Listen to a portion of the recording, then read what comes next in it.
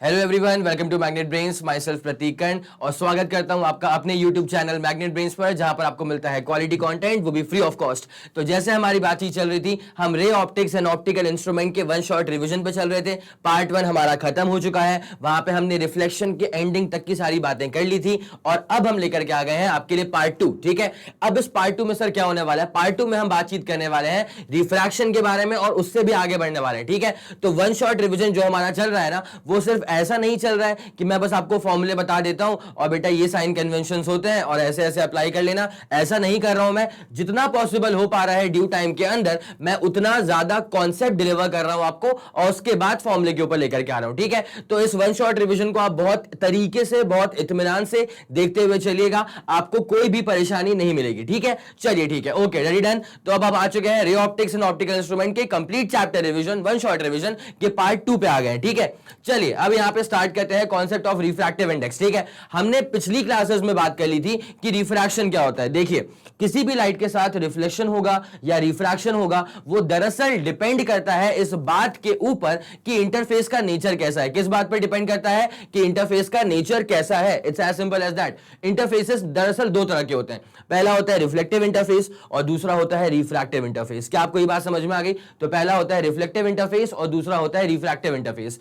अगर interface reflective nature का है, अगर उस पर लाइट आकर के स्ट्राइक करेगी, तो वो जो इंटरफेस है वो लाइट रेस को रिफ्लेक्ट बैक कर देगा इनटू द सेम मीडियम। ठीक है, वो सारी बातें हम बहुत तरीके से कर चुके थे। उसके बाद अगर जो इंटरफेस है, अगर उसका नेचर जो है, अगर वो रिफ्रैक्टिव सरफेस है, तो वहां पे अगर कोई लाइट आकर के स्ट्राइक करेगी तो वो उसको अंदर की तरफ खींच लेगा, बिकॉज वो रिफ्रैक्टिव इंटरफेस था, तो लाइट रेस को वो खींच लेगा अंदर की तरफ। ठीक है, यहां पर लाइट रेस का मीडियम में चेंज देखने को मिलना लाजमी है। ठीक है, बिकॉज लाइट रेस आई कहां से थी? एयर से आई थी।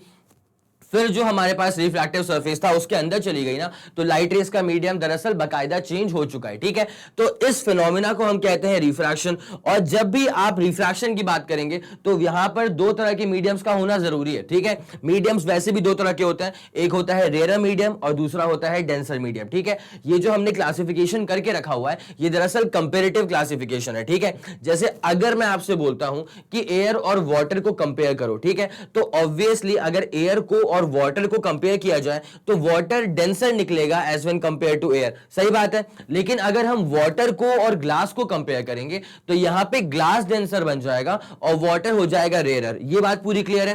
तो वाटर को आप डेंसर तभी कह सकते हैं जब उसे आप एयर से कंपेयर करें, लेकिन अगर आपने वाटर को ग्लास से कंपेयर कर दिया तो water becomes rare medium as when compare to glass. ठीक है, ये वाली बात आपको समझ में आ गई? पक्का, डन। चले आगे बढ़ते हैं। इसका मतलब जो अपने पास मीडियम्स होते हैं वो दो तरह के होते हैं, रेयर मीडियम और डेंसर मीडियम। पक्का। अब यहां पे रिफ्रैक्शन की रे डायग्राम्स को लेकर के एक बहुत ही सिंगल लाइन स्टेटमेंट है जो कि बहुत ज्यादा इंपॉर्टेंट है। वो ये होता है कि जब लाइट रेस ट्रैवल करेंगी फ्रॉम रेयर टू डेंसर, याद करिए, जब लाइट रेस ट्रैवल करती हैं फ्रॉम रेयर टू डेंसर तो वो बेंड हो जाती हैं टुवर्ड्स द नॉर्मल। इस बात को लूप पे लगा लेना और सुन लेना 2-3 बार। ठीक है, और जब लाइट रेस ट्रैवल करती हैं फ्रॉम डेंसर टू रेयर तो वो बेंड हो जाती हैं अवे फ्रॉम द नॉर्मल। ठीक है, नॉर्मल का मतलब क्या होता है? परपेंडिकुलर होता है। नॉर्मल हम कहां पर प्लॉट करते हैं? जो भी इंटरफेस की बाउंड्री होती है उसका परपेंडिकुलर ड्रॉ कर दो, that is called as normal. इस बात को दिमाग में क्रिस्टल क्लियर कर लो कि नॉर्मल कोई लाइट रेज नहीं है, वो बस एक वर्चुअल लाइन डाली गई है जस्ट फॉर रेफरेंस। ठीक है, इतनी बात पूरी क्लियर है आपको? पक्का, डन। चले ठीक है, अब रिफ्रैक्शन को जब समझना है ना आपको, तो रिफ्रैक्शन के लिए सबसे इंपॉर्टेंट चीज जो होती है वो होती है रिफ्रैक्टिव इंडेक्स। क्या होती है? रिफ्रैक्टिव इंडेक्स, जो कि लिखा हुआ है मेन स्लाइड पे। ठीक है, अब रिफ्रैक्टिव इंडेक्स पे लाने से पहले मैं जरा आपको बता देता हूं एक आध छोटी मोटी चीजों के बारे में। देखिए, जब भी लाइट रेस ट्रैवल करती है from rare medium to denser medium, जब लाइट रेस ट्रैवल करेंगी from rare medium to denser medium, तो लाइट रेस जो है ना वो दरअसल बेंड हो जाती हैं टुवर्ड्स नॉर्मल। लाइट रेस कहां बेंड हो जाती हैं? Towards normal. ठीक है, अब जरा गौर करिए कैसे। जैसे मान लीजिए हमारे पास एक ग्लास का स्लैब है, मान लीजिए हमारे पास एक ग्लास का स्लैब है। ठीक है, अब इसके ऊपर एक लाइट रेस आकर के स्ट्राइक कर गई है कुछ इस तरह से। ठीक है, तो इस पॉइंट पे हम क्या प्लॉट करेंगे? पहली फुर्सत में नॉर्मल प्लॉट करेंगे। क्या प्लॉट करेंगे? नॉर्मल। ठीक है, अगर ये ग्लास स्लैब बीच में नहीं आया होता तो लाइट रेस निकल चुकी होती ऐसे सीधे। ठीक है, लेकिन जब ये ग्लास स्लैब बीच में आ गया तो लाइट रेस बेंड हो जाएंगी ऐसे टुवर्ड्स द नॉर्मल। पक्की बात है। ठीक है, अब दूसरा जो इसका रूल होता है वो रूल ये होता है कि अगर लाइट रेस ट्रैवल करती हैं फ्रॉम डेंसर टू रेयरर, अगर लाइट रेज ट्रैवल करती हैं from denser to rarer medium, तो यहां पर लाइट रेज बेंड हो जाती हैं अवे फ्रॉम नॉर्मल। क्या आपको ये वाली बात समझ में आ गई है? तो यहां पे लाइट रेज बेंड हो जाती हैं अवे फ्रॉम द नॉर्मल। ठीक है, चलिए शुरुआत करते हैं इसकी, जरा गौर करिएगा अच्छे से। मान लीजिए हमारे पास ये कोई डेंसर मीडियम है ऑब्वियसली, और जब लाइट रेज यहां पे आ रही हैं ऐसे करके, अब जरा गौर करना, ये इंसिडेंट लाइट रे बन गई और यहां पे हम प्लॉट कर देंगे एक नॉर्मल। क्या प्लॉट कर देंगे? नॉर्मल। अब जब लाइट रेज जाएंगी फ्रॉम डेंसर टू रेयरर, तो लाइट रेज यहां पे ना सीधे नहीं आएंगी, बिकॉज बेंडिंग तो होगी, रिफ्रैक्शन में बेंडिंग ऑफ लाइट का होना बहुत लाजमी है। ठीक है, तो जब लाइट रेज ट्रैवल करेंगी फ्रॉम डेंसर टू रेयरर, तो लाइट रेज बेंड हो जाएंगी away from the normal. It's as simple as that. ठीक है, इतनी बात आपको समझ में आ गई। अब जरा एक बार एंगल्स का भी जो कॉन्सेप्ट है वो सीख लो। इंसिडेंट रे और नॉर्मल के बीच में जो एंगल बन रहा है, it is called as angle of incidence, and this particular angle is called as angle of refraction. ठीक है, यहां पे I is equals to R नहीं होता है, because I is equals to R होता था रिफ्लेक्शन में। ठीक है, यहां पे क्लियर है ना, I की वैल्यू बड़ी है, R की वैल्यू छोटी है। ठीक है, तो यहां पे I is greater than R, पक्का। और यहां पर भी देख लेना, ये इंसिडेंट रे था, तो यहां पर ये जो एंगल बनेगा वो होगा एंगल ऑफ इंसिडेंस, और ये जो एंगल बनेगा वो होगा एंगल ऑफ रिफ्रैक्शन। और यहां पर भी क्लियरली विजिबल है कि यहां पे R की वैल्यू बड़ी है और I की वैल्यू छोटी है, तो I is less than R over here. ठीक है, क्या आपको इतना पूरा फंडा समझ में आ गया? पक्का आ गया? तो जल्दी से इसको नोट कर लो, इसका स्क्रीनशॉट ले लो अगर समय कम है तो, लेकिन इसका लिखा होना बहुत ज्यादा जरूरी है। ठीक है, चले, ओके, डन, क्लियर हो गया? ओके, तो ये आपको मैंने बताया कि रिफ्रैक्शन का बेसिक जो रे डायग्राम का लॉजिक होता है वो कैसा होता है। ठीक है, अब जरा गौर करिएगा, रिफ्रैक्शन को पढ़ने के लिए आपको सबसे पहले क्या पढ़ना पड़ेगा? Refractive index. क्या पढ़ना पड़ेगा? Refractive index. रिफ्रैक्टिव इंडेक्स की एक बहुत खास बात होती है कि रिफ्रैक्टिव इंडेक्स जो होता है ना, it is basically defined for any particular medium. Refractive index defined किसके लिए होता है? It is defined for any particular medium. It's as simple as that. क्या आपको इतनी बात पूरी समझ में आ गई है?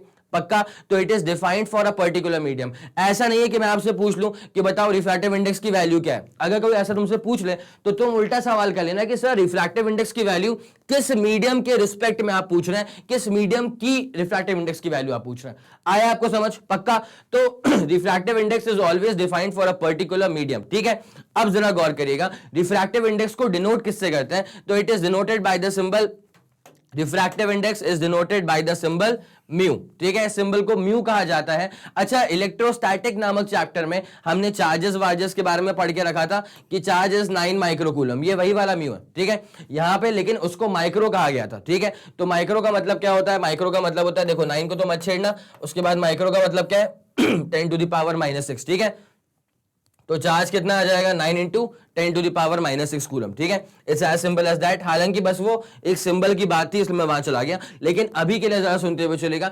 रिफ्रैक्टिव इंडेक्स को डिफाइन करते हैं always for any given medium, और रिफ्रैक्टिव इंडेक्स का जो डिनोशन होता है वो ये सिंबल होता है म्यू। क्या सिंबल होता है? ये म्यू होता है। इतनी चीज दिमाग में पूरी क्लियर है? पक्का? साथ साथ बने रहो, साथ साथ चलते रहना, पूरा कॉन्सेप्ट क्लियर हो जाएगा। ठीक है, तो रिफ्रैक्टिव इंडेक्स को म्यू से करेंगे डिफाइन। ठीक है, अब आपके दिमाग में एक सवाल आना चाहिए कि सर रिफ्रैक्टिव इंडेक्स का बेसिक फॉर्मूला क्या होगा? बिकॉज यहां पे फॉर्मूला लिख के रखा नहीं हुआ है। क्यों नहीं लिख के रखा हुआ है? बिकॉज मैं समझाने के बाद खुद लिखूंगा अपने सामने फॉर्मूला, तो उससे चीज ज्यादा डीप घुसेगी दिमाग के अंदर। ठीक है, अब जरा ध्यान देना, refractive index for a particular medium is defined as, चलो चलो चलो डेफिनेशन आ गया, मतलब फॉर्मूला आने वाला है, is defined as the ratio of velocity of light in vacuum to the ratio of velocity of light in that particular medium। ठीक है, अब सर ये इंग्लिश में क्या लिख दिया इतना बड़ा? तो यहां पे लिखा हुआ है कि रिफ्रैक्टिव इंडेक्स अगर आपको किसी भी मीडियम का निकालना है तो it is defined as velocity of light in vacuum. Top पे क्या आएगा? न्यूमरेटर क्या बनेगा? Velocity of light in vacuum, upon denominator क्या बनेगा? Velocity of light in that particular medium, जिस पर्टिकुलर मीडियम का आपको रिफ्रैक्टिव इंडेक्स निकालना था।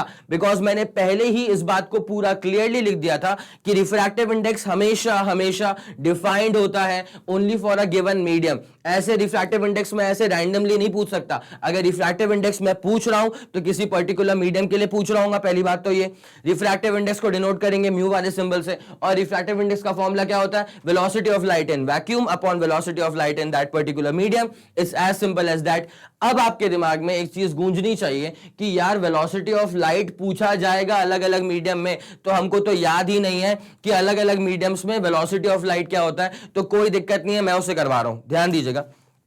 आपको बस इतना कॉमन सेंस लगाते हुए चलना है कि अगर मीडियम डेंसर हो गया, अगर मीडियम डेंसर हो गया तो वहां पर लाइट की जो वेलोसिटी है वो कम हो जाएगी। ठीक है, क्या आप इस बात को समझ पा रहे हैं? पक्का। एक काम करो, ऐसा इमेजिन करो जिस कमरे में अभी तुम बैठे हुए हो, ठीक है, या जहां पर भी अगर तुम अभी बैठे हुए हो, तो मान लेना अगर तुमको उसी कमरे के एक कोने से दूसरे कोने तक भागना है, ठीक है, और रास्ते में कुछ भी नहीं है, ठीक है, कोई टेबल नहीं है, कोई कुर्सी नहीं है, कोई बेड नहीं है, कुछ भी नहीं है, ठीक है, तो अगर तुमको अब ऐसे भागना है और यहां पे सिर्फ क्या है, यहां पे तुम्हारे पास जो नॉर्मल एटमॉस्फेयर है वो है, ठीक है, अब तुमको भागना है तो यहां पे तुम वो डिस्टेंस बड़े आराम से ट्रैवल कर लोगे, तुम्हारी स्पीड भी अच्छी खासी होगी। लेकिन चीज क्या होती है, अगर उसी कमरे में पानी भर जाए घुटनों तक, now the medium becomes denser, now the medium becomes denser, जब उसी कमरे में पानी भर गया है घुटने तक और अब तुमको मैं कह रहा हूं कि दौड़ लगाओ इस कोने से उस कोने तक, ठीक है, तो आप दौड़ तो जाएंगे लेकिन आपकी स्पीड जो है वो कम हो जाएगी। क्या आपका मोशन उतना आसान रह पाएगा? अब नहीं, because now the medium becomes denser. तो अगर डेंसर मीडियम में आपकी वेलोसिटी कम हो जाती है तो इसी हिसाब से कंपेयर कर लो कि डेंसर मीडियम में वेलोसिटी ऑफ लाइट भी कम हो जाती होगी। पक्का? आया समझ? तो अलग अलग मीडियम्स की डेंसिटी अलग अलग होती है, इसके हिसाब से हम क्या बोल सकते हैं कि हर अलग अलग मीडियम में जो लाइट की वेलोसिटी होती है वो अलग अलग हो जाएगी। अगर मीडियम डेंसर होगा, इस बात को लूप पे लगा के सुन लेना, ठीक है, अगर मीडियम डेंसर होगा तो वहां पर लाइट की वेलोसिटी कम होगी, अगर मीडियम रेयरर होगा कंपेरेटिवली तो वहां पे लाइट की वेलोसिटी ज्यादा होगी कंपेरेटिवली। क्या आपको ये बात समझ में आ गई? पक्का? चलिए ठीक है, अब मैं आपके सामने 4 तरह के मीडियम्स का नाम लिख रहा हूं। सबसे पहले आता है वैक्यूम, सबसे पहले आएगा वैक्यूम। वैक्यूम के बारे में खास बात क्या है, वैक्यूम जो होता है ना वो सबसे रेयरेस्ट मीडियम है। वैक्यूम का मतलब क्या होता है? वैक्यूम का मतलब होता है सन्नाटा। वैक्यूम का मतलब क्या होता है? सन्नाटा, ठीक है। उसके बाद आएगा एयर, उसके बाद फिर लिखा है मैंने वाटर, और उसके बाद मैंने लिखा है ग्लास।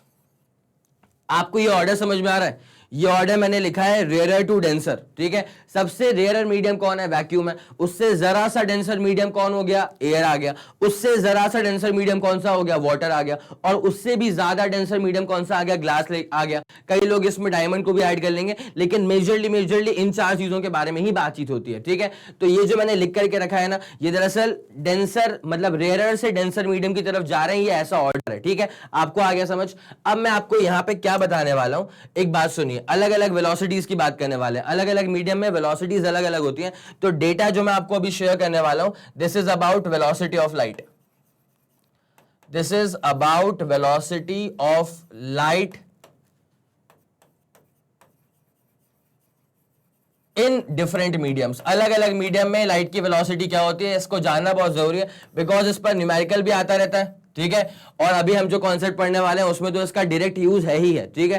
तो जरा गौर करिएगा, अगर आप वैक्यूम में बात करें, ठीक है, आप किस में बात कर रहे हैं, लेट्स सपोज आप वैक्यूम की बात कर रहे हैं, तो आप दरअसल वैक्यूम की वेलोसिटी नहीं निकाल रहे हैं, आप निकाल रहे हैं velocity of light in vacuum. कई लोग रट लेते हैं इसको कि वैक्यूम की वेलोसिटी कितनी है, 3 × 10⁸। अरे भाई साहब, वैक्यूम की वेलोसिटी थोड़ी है, वो लाइट की वेलोसिटी है वैक्यूम के अंदर। आया आपको समझ?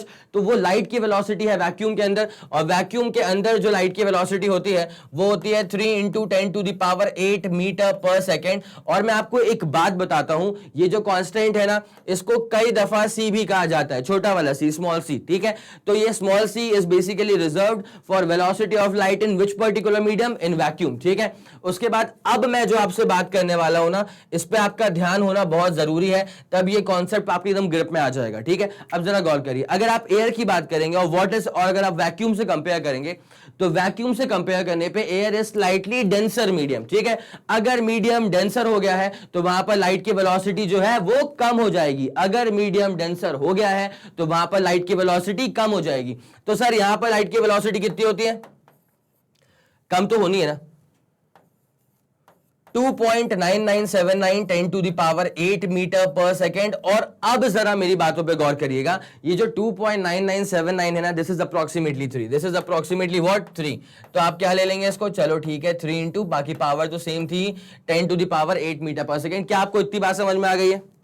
क्या आपको इतनी बात समझ में आ गई है? पक्का? चलें ठीक है, ओके डन, ठीक है। अब जैसे आप वाटर की बात करेंगे, किसकी बात करेंगे? वाटर की। तो अब लाइट की वेलोसिटी क्या होगी वाटर में? वाटर थोड़ा सा और डेंसर मीडियम हो गया है, तो यहां पे लाइट की वेलोसिटी थोड़ी सी और कम हो जाएगी। तो यहां पे लाइट की वेलोसिटी क्या हो जाएगी? 2.25,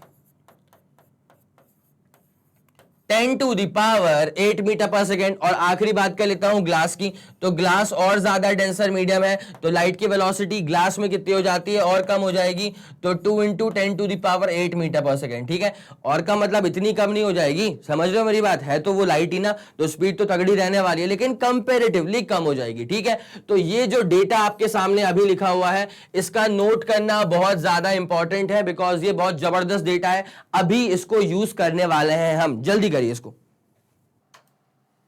चलिए ठीक है, इसको आप लोगों ने नोट कर लिया होगा। अब जरा इसमें आगे बढ़ा जाए, इसका डेटा हम यूज कहां एग्जैक्टली करने वाले हैं, अब मैं आपको वो बता रहा हूं। ठीक है, अब जरा देखिए यहां पे क्या लिखा हुआ है, रिफ्रैक्टिव इंडेक्स के बारे में क्या लिखा हुआ है कि refractive index for a particular medium is defined as the ratio of velocity of light in vacuum to the ratio of velocity of light in that particular medium. मैं एक बार इसको लिख देता हूं, फॉर्मूले के तौर पे लिख देता हूं, और उसके बाद क्या डेटा होगा, क्या इंडेक्स आएगा किसी अलग अलग मीडियम के लिए, उसके बारे में आपको पूरा बता देता हूं। ठीक है, चले, रेडी, गो, ओके। इसे गौर करिए। अगर मैं आपसे बात कर लेता हूं कि अगर मुझे रिफ्रैक्टिव इंडेक्स निकालना है, लेट्स सपोज वैक्यूम का, ठीक है, तो इसका फॉर्मूला क्या होता है, इसके फॉर्मूले के लिए मैं एक बार फॉर्मूला यहां पे लिख ही देता हूं आप लोग के लिए, तो आसान रहेगा। देखिए, अगर रिफ्रैक्टिव इंडेक्स मुझे किसी भी मीडियम का निकालना होगा ना, उसका एक ही फॉर्मूला है, डेफिनेशन को देख करके मैं लिख रहा हूं ना, तो इसका एक ही फॉर्मूला है, velocity of light in vacuum, velocity of light in vacuum upon because index निकलता है हमेशा किसी गिवन मीडियम के लिए, तो ये क्या हो जाएगा, upon velocity of light in that particular medium, upon velocity of light in that particular medium. चलिए, अब जो ऊपर लिखा हुआ है velocity of light in vacuum, उसको तो हम सी से करेंगे रिप्रेजेंट, और जो नीचे लिखा हुआ है velocity of light in that particular medium, उसको तो हम वी से करेंगे रिप्रेजेंट। तो ये हमारे पास हो जाएगा refractive index for any given medium का बेसिक फॉर्मूला। आया आपको समझ? ठीक है, अब मैं क्या करने वाला हूं, अब अलग अलग मीडियम्स के लिए क्या इंडेक्स की वैल्यूज होने वाली है, वो आपको निकाल के एक बार तुरंत से पहले दिखा देता हूं। ठीक है, अगर आपको इंडेक्स निकालना है वैक्यूम का, अगर आपको इंडेक्स निकालना है लेट्स सपोज वैक्यूम का, तो obviously velocity of light in vacuum upon velocity of light in that particular medium. यहां जरा गौर करना, मैं लिख के रखा हुआ है, velocity of light in vacuum को सी बोलते हैं, और velocity of light in that particular medium, अब जो भी वेलोसिटी होगी उसको मैं क्या लिख दूंगा सर, वी लिख दूंगा। क्या लिख दूंगा, वी।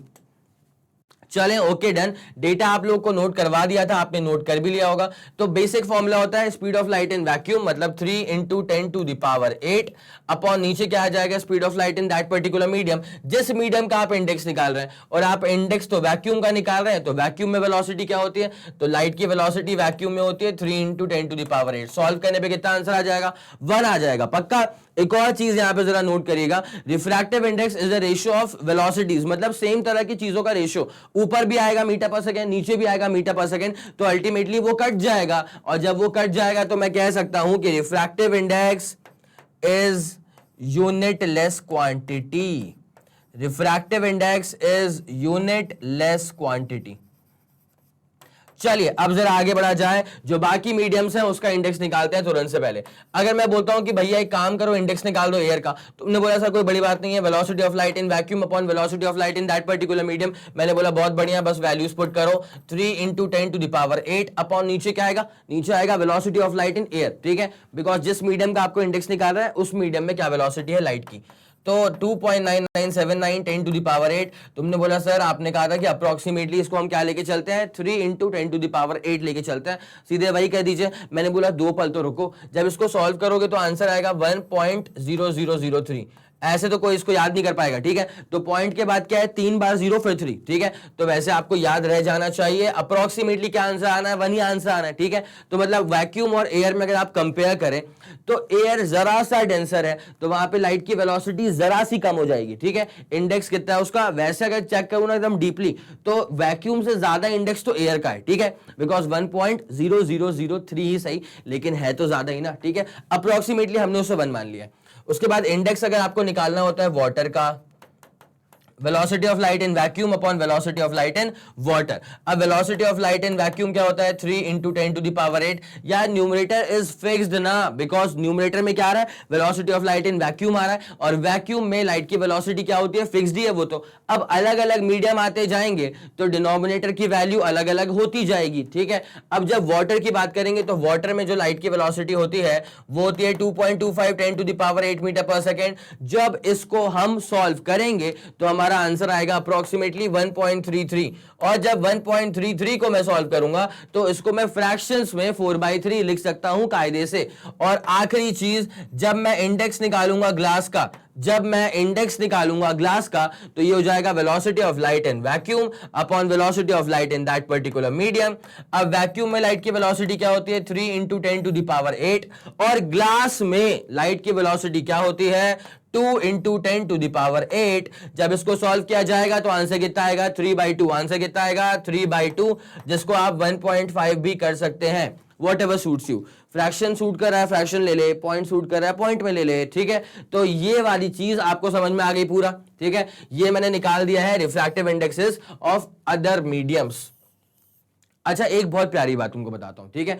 जब तुम इसको नोट कर रहे होगे ना, तुम्हें एक बात समझ में आई होगी कि अच्छा, जैसे जैसे मीडियम डेंसर हो रहा है वैसे वैसे रिफ्रैक्टिव इंडेक्स की वैल्यू बढ़ रही है। मैंने बोला बिल्कुल सही, ठीक है, बिल्कुल सही बात है। जैसे जैसे मीडियम डेंसर होता जाता है वैसे वैसे रिफ्रैक्टिव इंडेक्स की वैल्यू बढ़ती जाती है। ये बात तुमने नोट कर ली, तो एक काम करना, कहीं इसको ऐसे कहीं कोने में लिख भी लेना हैशटैग नोट के अंदर कि as the medium becomes denser the refractive index increases. क्या लिखोगे तुम? जल्दी लिख लेना, as the medium becomes denser the refractive index value increases। पक्का पक्का, ओके डन, ठीक है। ये वाली बात तो क्लियर हो गई होगी। अब मैं जरा इसको मिटाने वाला हूं, जल्दी इसका स्क्रीनशॉट ले लेना। बिल्कुल रेडी, 1 2 3 गो। ओके, चलें, ये तो आपको बता दिया, ठीक है। अब मैं जरा आपको एक और बात के ऊपर लेकर के आता हूं। मैं आपको बताया था कि जब भी आप रिफ्रैक्शन की बात करेंगे, किसकी आप बात करेंगे? जब भी आप रिफ्रैक्शन की बात करेंगे तो वहां पे एक बहुत प्यारी बात होती है कि लाइट रेज बेंड करती हैं, लाइट रेज बेंड हो जाती हैं। और बेंडिंग के अंदर भी मैंने आपको 2 पॉइंट्स बताए थे कि जब लाइट रेज ट्रैवल करेंगी फ्रॉम रेयर टू डेंसर तो वो बेंड हो जाएगा towards normal. Angle of refraction की वैल्यू कम आएगी as one compare to angle I. और जब लाइट रेज ट्रैवल करेंगी फ्रॉम डेंसर टू रेयर तो लाइट रेज चली जाएंगी अवे फ्रॉम द नॉर्मल, ठीक है। वहां पे एंगल ऑफ रिफ्रैक्शन की वैल्यू ज्यादा आएगी as one compare to angle of incidence, ठीक है। तो ये वाली बात आपको पूरी क्लियर होगी, पक्का क्लियर होगी। अब मैं उसी फंडे को कैसे जोड़ने वाला हूं रिफ्रैक्टिव इंडेक्स के साथ, अब जरा इस बात पे आपका ध्यान चाहिए, ठीक है। देखिए, अभी हमने क्या देखा कि रिफ्रैक्टिव इंडेक्स ज्यादा किसका आ रहा है? जो मीडियम ज्यादा डेंसर है। सही बात है, रिफ्रैक्टिव इंडेक्स ज्यादा किसका आ रहा है? जो मीडियम ज्यादा डेंसर है। आपने अभी देखा होगा थोड़ी देर पहले, ठीक है। अब जरा एक और बात पे गौर करना, मैं आपको बता रहा हूं, अगर रिफ्रैक्टिव इंडेक्स ज्यादा होता है ना तो ऐसा देखा गया है कि बेंडिंग भी ज्यादा हो जाती है, ठीक है। तो जब रिफ्रैक्टिव इंडेक्स ज्यादा होगा तो वहां पे लाइट की बेंडिंग भी ज्यादा ही होती है। तो इस बात का जो आपको यूज है ना, वो कभी कभी एमसीक्यू में आपको लग जाएगा, ठीक है। ये ऐसे वाले क्वेश्चंस आए भी हुए हैं, तो जरा गौर करते हुए चलिएगा अच्छे से, ठीक है। जैसे मान लीजिए for example you have this glass slab and you have one more glass slab, ठीक है। इन दोनों में अंतर क्या है ना कि सवाल में गिवन था कि इसका जो रिफ्रैक्टिव इंडेक्स है, इसका जो रिफ्रैक्टिव इंडेक्स है वो लेट्स सपोज 1.5 है, ठीक है। और इसका जो रिफ्रैक्टिव इंडेक्स है वो लेट्स सपोज 1.7 है। आपको आया समझ, ठीक है। ये पॉइंट लिखा हुआ था, कहीं ये माइनस तो नहीं लग रहा, ये 1.7 है, ठीक है। अब दोनों में से किसका इंडेक्स ज्यादा है? इसका इंडेक्स ज्यादा है, तो यहां पे लाइट रेस की बेंडिंग ज्यादा होगी। अब वो लाइट रेस की बेंडिंग कैसे ज्यादा होगी ना, आपको जरा गौर करना पड़ेगा। यहां गौर करिए, जितने एंगल से लाइट रेस यहां पे स्ट्राइक करेंगी उतने ही एंगल से मैंने लाइट रेस को यहां पर भी स्ट्राइक करवा दिया, चलेगा आपको? तो दोनों जगह पे लाइट रेस स्ट्राइक करिए सेम एंगल से, ठीक है। नॉर्मल तो बनाओगे ना भाई, नॉर्मल तो बनाओगे, तो ये रहेगा इसका नॉर्मल और ये रहेगा इसका नॉर्मल, चलेगा आपको इतना? अब देखो होता क्या है, जब लाइट रेस ट्रैवल करती हैं डेंसर मीडियम में ना तो लाइट रेस बेंड हो जाती हैं टुवर्ड्स नॉर्मल। बेंडिंग तो दोनों ही जगह होनी है, उससे मैं डिनाई नहीं कर रहा हूं, बेंडिंग तो दोनों ही जगह होनी है। लेकिन जहां पर रिफ्रैक्टिव इंडेक्स ज्यादा है वहां पर लाइट रेस की बेंडिंग भी ज्यादा देखने को मिलेगी। मतलब लाइट रेस बेंड यहां पर भी होंगी, बेंड यहां पर भी होंगी, लेकिन लाइट रेस यहां पर ज्यादा बेंड हो जाएंगी, ठीक है। बिकॉज इंडेक्स ज्यादा, बेंडिंग ज्यादा। इस बात पे पूरा जान लगा के रखो, इंडेक्स ज्यादा है तो बेंडिंग ज्यादा है। इसको मैं आगे प्रिज्म वाले फंडे में भी जोड़ने वाला हूं, ठीक है। हर एक चीज आपस में बहुत तगड़े तरह से कनेक्टेड है, आपको बस ध्यान देने की जरूरत है, ठीक है। अब लाइट रेज यहां पर भी बेंड होंगी टुवर्ड्स द नॉर्मल, देख रहे हो एकदम हल्का सा बेंड हुआ है, ठीक है, लेकिन लाइट रेज यहां पे ज्यादा बेंड हो जाएंगी टुवर्ड्स द नॉर्मल। इन दो फिगर को देख करके और इनके इंडेक्सेस की वैल्यू देख करके आपको पूरा स्टेटमेंट जो लिखा है ऊपर वो कवर अप हो जाएगा, क्लियर हो जाएगा कि अच्छा सही बात थी, अगर इंडेक्स ज्यादा था तो बेंडिंग ज्यादा देखने को मिल गई, ठीक है। ओके डन, क्लियर, पूरा क्लियर हो गया, इसको जरा नोट कर लीजिएगा। ओके 3 2 1 रेडी गो डन, ठीक है, हो गया। यहां लिखा था पूरा रिफ्रैक्टिव इंडेक्स और आपको स्लाइड लेकर के मैंने पूरा का पूरा फंडा सिखा दिया रिफ्रैक्टिव इंडेक्स के बारे में, उम्मीद है आपने नोट भी कर लिया होगा। चलिए अब जरा आगे बढ़ेंगे इसमें। तो अभी के लिए अपने दिमाग में एक फंडा एकदम सेट कर लो कि अगर किसी भी मीडियम का रिफ्रैक्टिव इंडेक्स निकालना है तो फॉर्मूला क्या होगा, velocity of light in vacuum upon velocity of light in that particular medium, it's as simple as that, ठीक है। चले अब मैं इसे क्लियर कर रहा हूं। Okay done. Concept of relative refractive index, मतलब रिफ्रैक्टिव इंडेक्स की बात ही हो रही है बट रिलेटिव रिफ्रैक्टिव इंडेक्स की बात हो रही है। अब सर ये रिलेटिव रिफ्रैक्टिव इंडेक्स क्या होता है, तो एक बार जरा इसका स्टेटमेंट पढ़ लो, दोनों स्टेटमेंट में पढ़ लेते हैं, उसके बाद मैं इसको एक्सप्लेन कर दूंगा, then this will start making sense to you, ठीक है। क्या लिखा हुआ है, the refractive index of one medium with respect to another medium is called as the relative refractive index. अच्छा, मतलब एक मीडियम का रिफ्रैक्टिव इंडेक्स अगर मैं किसी दूसरे मीडियम के रिफ्रैक्टिव इंडेक्स के रिस्पेक्ट में निकालता हूं तब जाकर के इसे कहा जाता है रिलेटिव रिफ्रैक्टिव इंडेक्स। क्या कहते हैं इसको हम, रिलेटिव रिफ्रैक्टिव इंडेक्स, ठीक है। पहली बात तो ये हो गई, ठीक है। अब एग्जैक्टली क्या है ना, मैं तुमको बता रहा हूं, जरा यहां ध्यान देना।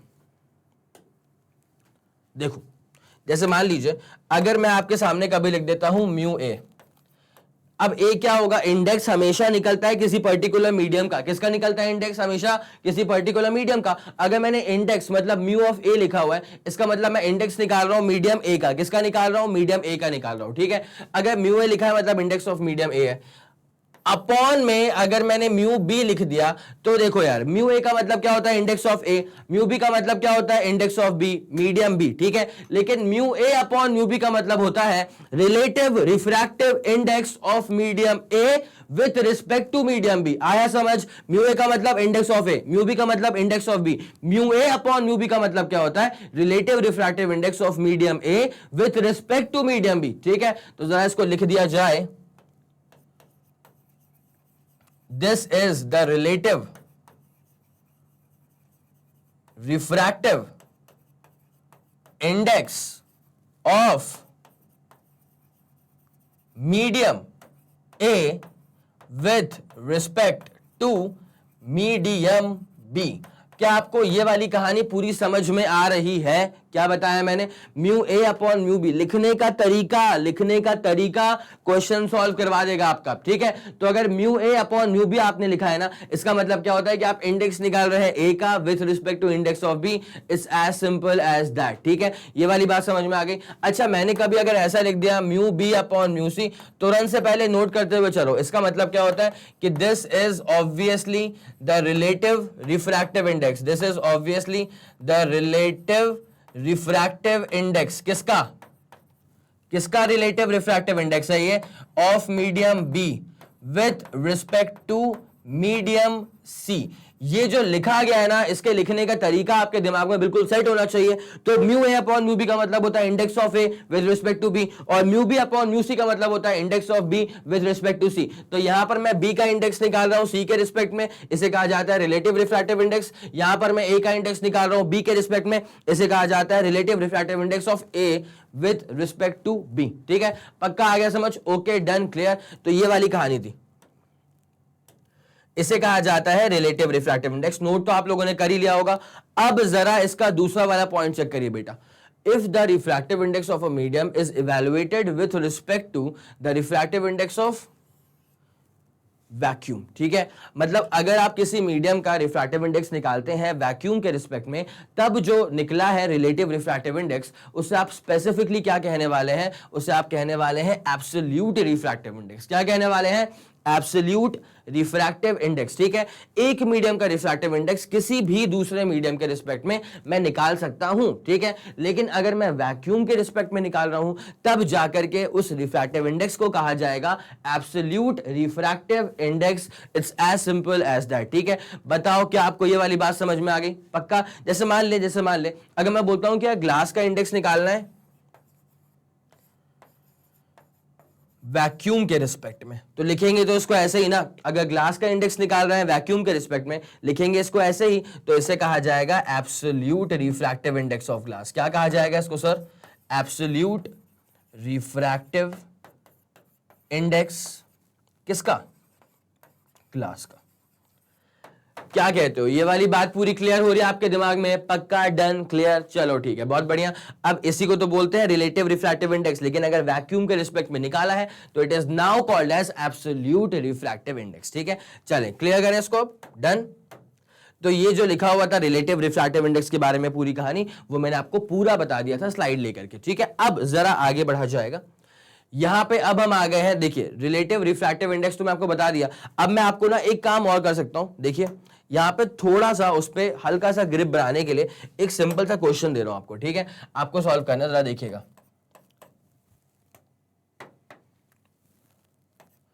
Refractive index of medium X with respect to y is 2/3। 2/3 नहीं लेते, कुछ अलग नंबर ले लेते हैं, 7/2, ठीक है। फॉर एग्जाम्पल लिया मैंने, ठीक है। और यहीं पे गिवन है कि and the refractive index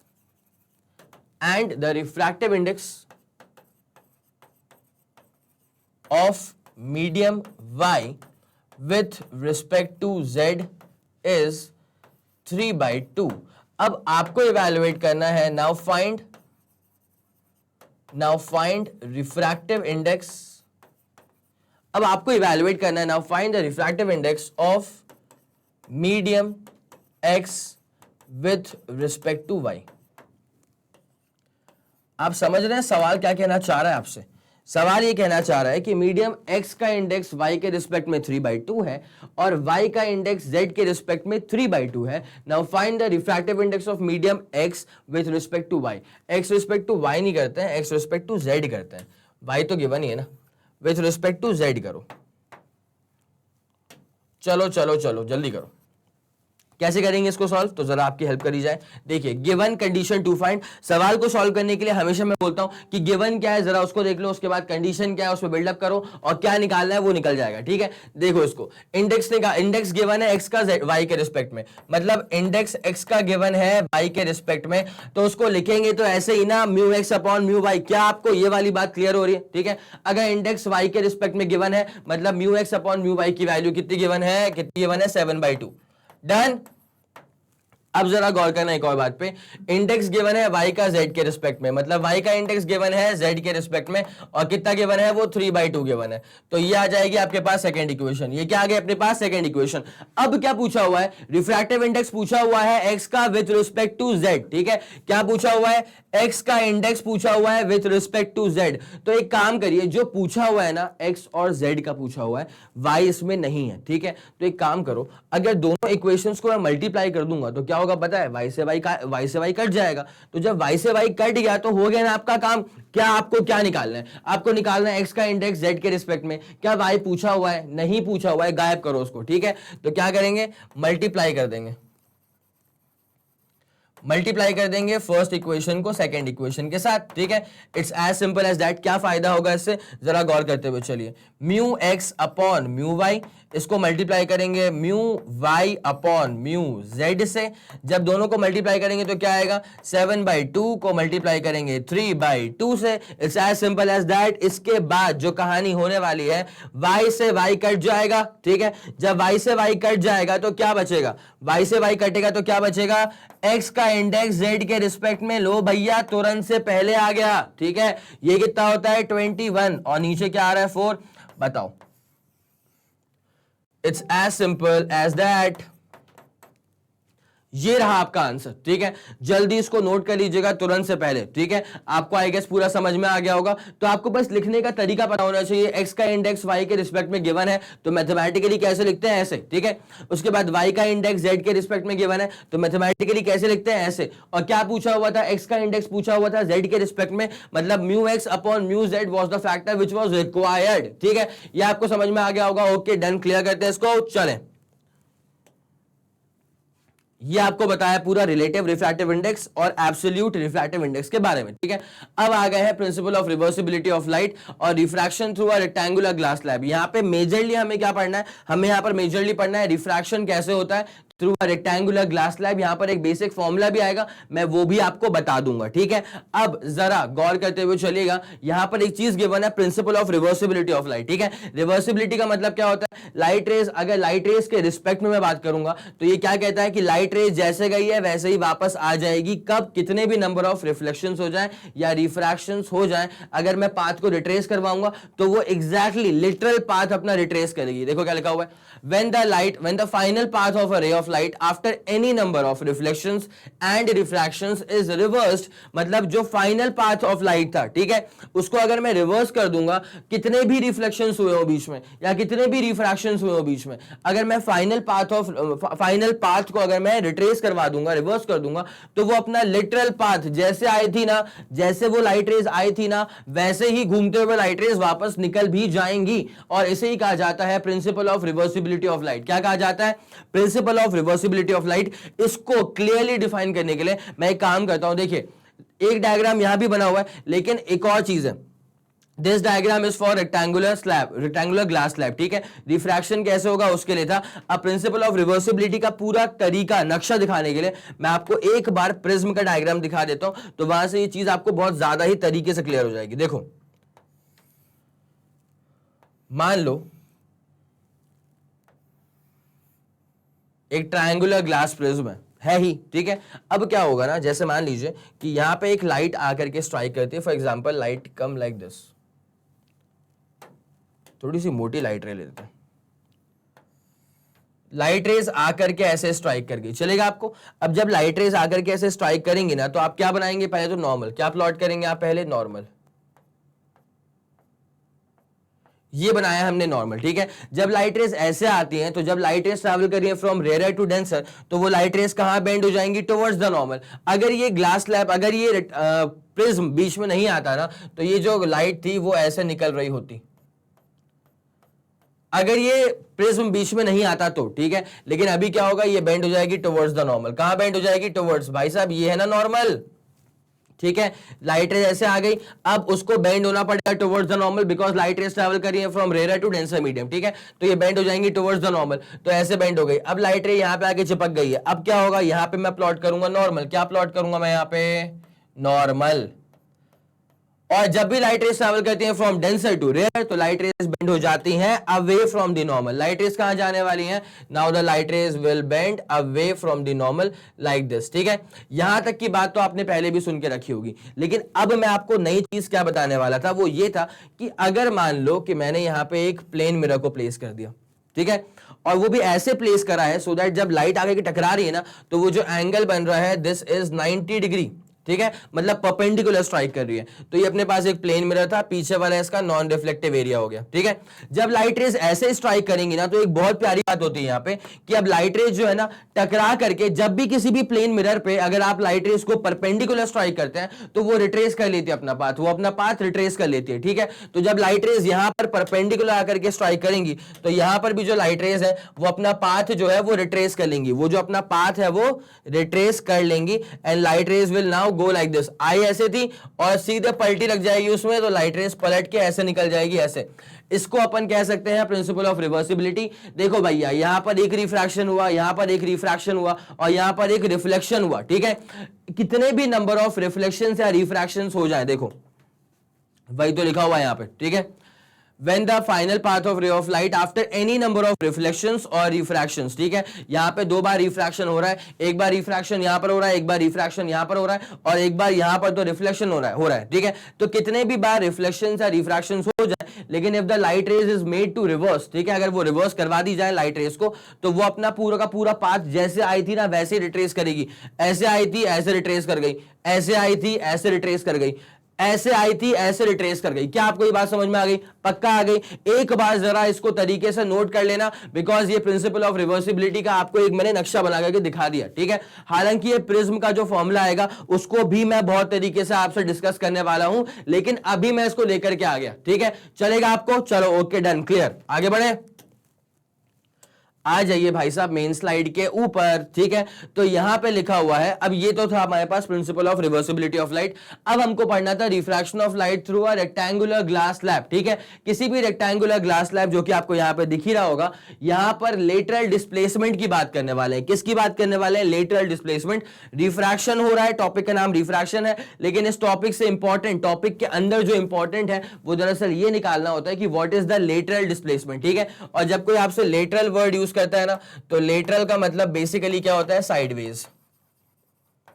lateral का मतलब बेसिकली क्या होता है? साइडवेज। मैं हमेशा बोलता हूं कि कई बार क्या होता है ना कि जब डायग्राम आपके सामने सीधे बन करके आ जाता है ना, तो कभी कभी वो बहुत अजीब सा लगता है, कंफ्यूजिंग सा लगता है, ठीक है। लेकिन सेम डायग्राम को मैं आपके सामने पहले बनाऊंगा, ठीक है, उसके बाद मैं आपको वापस ये दिखाऊंगा, आपको ये चीज बहुत ज्यादा क्लियर हो जाएगी, ठीक है। अगर मैं अभी आपसे बात कर लूं ब्रॉड मैनर में, ये आप इसको प्लीज कहीं लिख लीजिएगा, ठीक है, इंपॉर्टेंट है ये। अगर मैं यहां पे बात करूं ब्रॉड मैनर में, तो क्या हो रहा है? एक लाइट रेज आ रही है, अगर लाइट रेज आ रही है तो क्या बोलेंगे उसको? इंसिडेंट लाइट रे, ठीक है। उसके बाद क्या होगा? अगर ये ग्लास स्लैब, अगर रेक्टेंगुलर ग्लास स्लैब बीच में नहीं आता ना, तो लाइट रेज निकल जाती सीधे। लाइट रेज कैसे निकल जाती? सीधे। बट अभी क्या हो गया कि लाइट रेज आ रही है from rare medium to denser medium, और जब भी लाइट रेज आती है from rare medium to denser medium, तो वो कहां बेंड होती है? Towards the normal. तो लाइट रेज जरा सा ऐसे बेंड हो गई टुवर्ड्स द नॉर्मल, ठीक है। अब उसके बाद क्या हो जाएगा? लाइट रेज यहां पे आके टकरा गई, और उसके बाद लाइट रेज अब जब यहां से बाहर जाएंगी तो उसका मोशन कैसा हो रहा होगा? एज इफ वो ट्रैवल कर रही है फ्रॉम डेंसर टू रेयरर।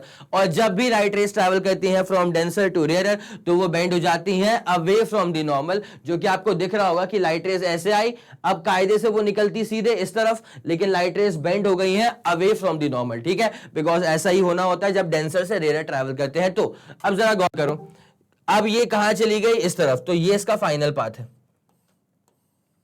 ये इसका फाइनल पाथ है। लेकिन अगर ये ग्लास स्लैब बीच में आया ही नहीं होता, सोचो अगर ये ग्लास स्लैब बीच में आया ही नहीं होता, तो क्या होता? ये लाइट रे ऐसे आती और भाई साहब निकलती ना सीधे, ठीक है। तो मतलब जाना था किधर, चले गए किधर, ठीक है। तो भाई साहब जाना था इधर लेकिन चले गए इधर।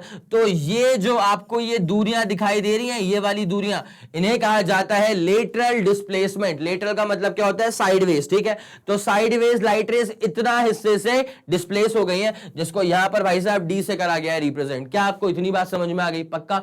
ये लाइट रेस को मैं आपको फिर से बना करके दिखा रहा हूं, तो अभी के लिए जरा एक बार इसको देखो तरीके से, ठीक है, और फिर इस पर मैं बिल्डअप करना शुरू करता हूं अभी, ठीक है। समझ गए आप इस बात को? ठीक है, इसको कॉपी में अच्छे से बना करके रख लीजिएगा, काम आने वाला है। अभी स्टार्ट करते हैं। चलिए ठीक है, इसको नोट कर लिया होगा आप लोगों ने। अब जरा इसको दिखाता हूं मैं बहुत तरीके से आपको। यहां पे चलें, स्टार्ट, रेडी गो। देखो बेटा,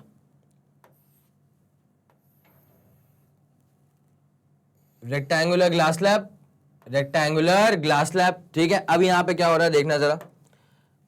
एक लाइट रेज आकर के ऐसे स्ट्राइक करी है, ठीक है, एक लाइट आके ऐसे स्ट्राइक करी, ठीक है। अब यहां पे आप क्या प्लॉट करेंगे? पहली फुर्सत में नॉर्मल। क्या प्लॉट करो बेटा? नॉर्मल तो प्लॉट कर दिया करो यार। अब यहां पे क्या होगा? लाइट रेस बेंड हो जाएंगी टुवर्ड्स द नॉर्मल। तो जब लाइट रेस बेंड हो जाएंगी, देखो निकलना था, उन्हें कहा अगर लाइट रेस निकलती सीधे, ठीक है, अगर ये ग्लास स्लैब बीच में नहीं आया होता तो लाइट रेस निकल रही होती ऐसे, सही बात है। और लेकिन अभी क्या हो गया कि लाइट रेस बेंड हो जाएंगी हल्का सा टुवर्ड्स द नॉर्मल, तो लाइट रेस ऐसे बेंड हो जाएंगी टुवर्ड्स द नॉर्मल, ठीक है। अब उसके बाद यहां पे क्या होगा? यहां पे बनेगा हमारे पास नॉर्मल अगेन, यहां पे हमारे पास बनेगा नॉर्मल अगेन। और अब जो लाइट रेज हैं वो निकलने वाली हैं अवे फ्रॉम द नॉर्मल। कहां निकलने वाली हैं? Away from the normal. देखो बेटा, ये रहा इसका पूरा सिनेरियो। जो डायग्राम मैंने यहां पे बना के रखा है आपके लिए, ठीक है, उसको टाइम लैप्स में आपके लिए मैं यहां पे बना रहा हूं, ठीक है।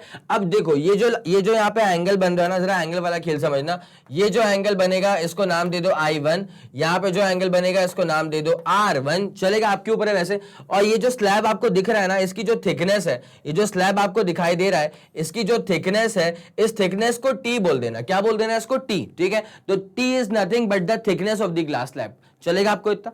अब जो यहां पे लेटरल डिस्प्लेसमेंट हो रहा है ना बेटा, ये देखो, ग्रीन से लेते हैं, लाइट रेस को जाना था इस तरफ, लाइट रेस को जाना था इस तरफ, लाइट रेस चली गई इस तरफ, ठीक है। तो ये एक तरह का जो डिस्प्लेसमेंट आपको यहां पे दिखाई दे रहा है, इसे कहा जाता है लेटरल डिस्प्लेसमेंट। क्या कहा जाता है इसे? Lateral displacement. इसे कहा जाता है लेटरल डिस्प्लेसमेंट। और लेटरल डिस्प्लेसमेंट को हम करेंगे डी से रिप्रेजेंट, और इसका जो फॉर्मूला आता है लेटरल डिस्प्लेसमेंट का, वो फॉर्मूला ये आता है T sine I1 minus R1 upon cos R1। क्या इसका डेरिवेशन बहुत इंपॉर्टेंट है? नहीं, इसका डेरिवेशन बहुत इंपॉर्टेंट नहीं है। इसका जो ये फॉर्मूला आ रहा है ना, ये फॉर्मूला बस एक बार आप ध्यान में रखिएगा आपने, ठीक है। ऐसा नहीं कि बहुत ज्यादा इंपॉर्टेंट है, लेकिन फिर भी ये आपका बेसिक सेट कर देता है आगे आने वाले रे डायग्राम्स के लिए, ठीक है। इसको बनाते बनाते हमने जो चीज अभी सीखी है ना, ये हमको आगे आने वाले रे डायग्राम्स में भी काम करने वाली है, ठीक है। चले, ओके, डन, ये क्लियर है, इसको नोट कर लिया होगा आप लोगों ने। 3 2 1 रेडी गो, डन। चले आगे बढ़ते हैं, क्लियर करें इसको। वही चीज यहां बना के रखी हुई थी, और ये रहा आपका रे डायग्राम यहां पे कुछ इस तरह। आगे आपको समझ? पक्का, डन। अब ना यहां पे मैं एक बार आपसे और करना चाहता हूं। देखिए, मीडियम जैसे हम बात कर चुके हैं, मीडियम दो तरह के होते हैं, रेरा मीडियम होता है और डेंसर मीडियम होता है, ठीक है। अब अलग अलग मीडियम का अपना अलग अलग रिफ्रैक्टिव इंडेक्स तो होना लाजमी है, ठीक है। अब मैं क्या आपको बताना चाह रहा हूं, जरा गौर करते हुए चलेगा। अगर अगर अगर मैं μ1 यूज करता हूं, अगर मैं μ1 यूज करता हूं, तो आप समझिएगा μ1 is the refractive index of rarer medium, ठीक है। ये डिनोशंस हम अपने दिमाग में सेट कर लेंगे ना, तो आगे आने वाले डेरिवेशंस में हमें कभी परेशानी नहीं होगी, ठीक है।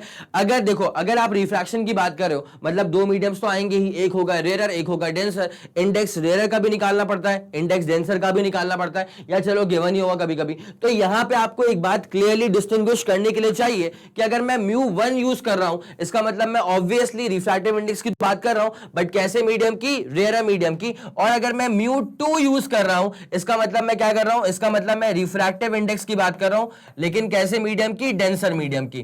तो μ2 का मतलब क्या हो जाएगा? Refractive index of the denser medium. It's as simple as that. आपको ये वाली बात समझ में आ गई? पक्का। तो μ1 का मतलब क्या होगा? इंडेक्स ऑफ रेयर मीडियम, और μ2 का मतलब क्या होगा? Index of denser medium. It's as simple as that. पक्का। चलें आगे, डन, क्लियर, ओके। ये बता दिया रिवर्सिबिलिटी और लेटरल डिस्प्लेसमेंट के भी बारे में। अब आपसे बात करने वाले हैं रियल डेप्थ और अपेरेंट डेप्थ, ठीक है। अब ये क्या होता है? रिफ्रैक्शन का सबसे कॉमन एग्जांपल जो दिया जाता है ना, वो ऐसा दिया जाता है कि जैसे मान लीजिए अगर आप स्विमिंग पूल की बात करें, तो उसकी जो असली गहराई होती है वो ज्यादा होती है, लेकिन जो हमें वो नजर आती है वो कम नजर आती है, ठीक है। एक और चीज, जैसे मान लीजिए एक बीकर है, ठीक है, एक एकदम ट्रांसपेरेंट सा बीकर है, ग्लास का बीकर है, और उसके अंदर पानी भरा हुआ है, ठीक है। उसके जो बीकर का जो बॉटम लेवल है, जो बीकर का बॉटम लेवल है, फॉर एग्जाम्पल ये बीकर है और अंदर पानी भरा हुआ है, पानी ब्लू, ये बीकर है और अंदर इससे क्या भरा हुआ है? पानी भरा हुआ है, ठीक है। अब जैसे मान लीजिए अगर कोई ऑब्जेक्ट है, अगर कोई ऑब्जेक्ट है, लेट्स सपोज दिस, ये हमारे पास यहां पे कोई ऑब्जेक्ट है, तो ऑब्जेक्ट तो यहां पर मौजूद है, लेकिन हमको ना वो इतनी गहराई पे दिखाई देता नहीं है, हमको लगता है कि वो हल्का सा ऊपर है ना, हमको वो यहां पे नजर आता है। तो यहां पे क्या हो गया? ये जो पूरी जो ये थी डेप्थ, ये इसे कहा जाएगा रियल डेप्थ। क्या कहा जाएगा? Real depth. लेकिन वो हमें दिखाई कहां दे रहा है? वो हमें दिखाई दे रहा है यहां पे, वो हमें दिखाई दे रहा है यहां पे, तो इसे कहा जाएगा अपेरेंट डेप्थ। क्या आपको समझ में आ गया? रियल डेप्थ के लिए मैं R यूज कर लूंगा और अपेरेंट डेप्थ के लिए मैं A यूज कर लूंगा। चल जाएगा आपको इतना? पक्का, डन। तो यहां पे ये क्यों होता है? ये रिफ्रैक्शन की वजह से होता है। ये आप लोगों ने बहुत बार देखा होगा, सुना होगा, ठीक है। और कॉपीज में तो, किताबों में तो एक डायग्राम बहुत फेमस रहता है कि एक ग्लास है, उसमें तिरछा करके एक पेंसिल डला हुआ है, उसकी इमेज हल्की सी अलग नजर आ रही है, ठीक है। तो ये जो सारे के सारे फंडे हैं, ये रिफ्रैक्शन के ऊपर बेस्ड है। मैं आपको एक कॉमन एग्जांपल दे रहा हूं यहां पे, ठीक है। तो ये वाला आपको समझ में आ गया। अब एग्जैक्टली ये चीजें कैसे होती हैं, मतलब सच में ऐसा कैसे हो सकता है कि ऑब्जेक्ट नीचे है पर हमको कुछ दिखाई दे रहा है ऊपर की तरफ, तो इसके पीछे का जो रीजन है ना, इसके पीछे का जो रीजन विथ रे डायग्राम है वो मैं क्लियर कर रहा हूं आपके लिए, ठीक है। तो पहले बस जरा एक बार ये पढ़ते हुए चलना क्या लिखा हुआ है, फिर बात करेंगे इसके बारे में। तो यहां पे लिखा हुआ है अ वाटर टैंक अपीयर्स शैलोअर, इसका मतलब क्या होता है, लेस डीप। शैलो का मतलब क्या होता है कि ज्यादा गहरा है नहीं, लेस डीप है, ठीक है। तो the water tank appears shallower, that is less deep than what it actually is, जितना वो एक्चुअल में जो उसकी गहराइयां हैं, ठीक है, उतनी गहराइयां नजर नहीं आती हैं, वो लगता है कि हल्का सा ऊपर है, कम गहरा है, ठीक है।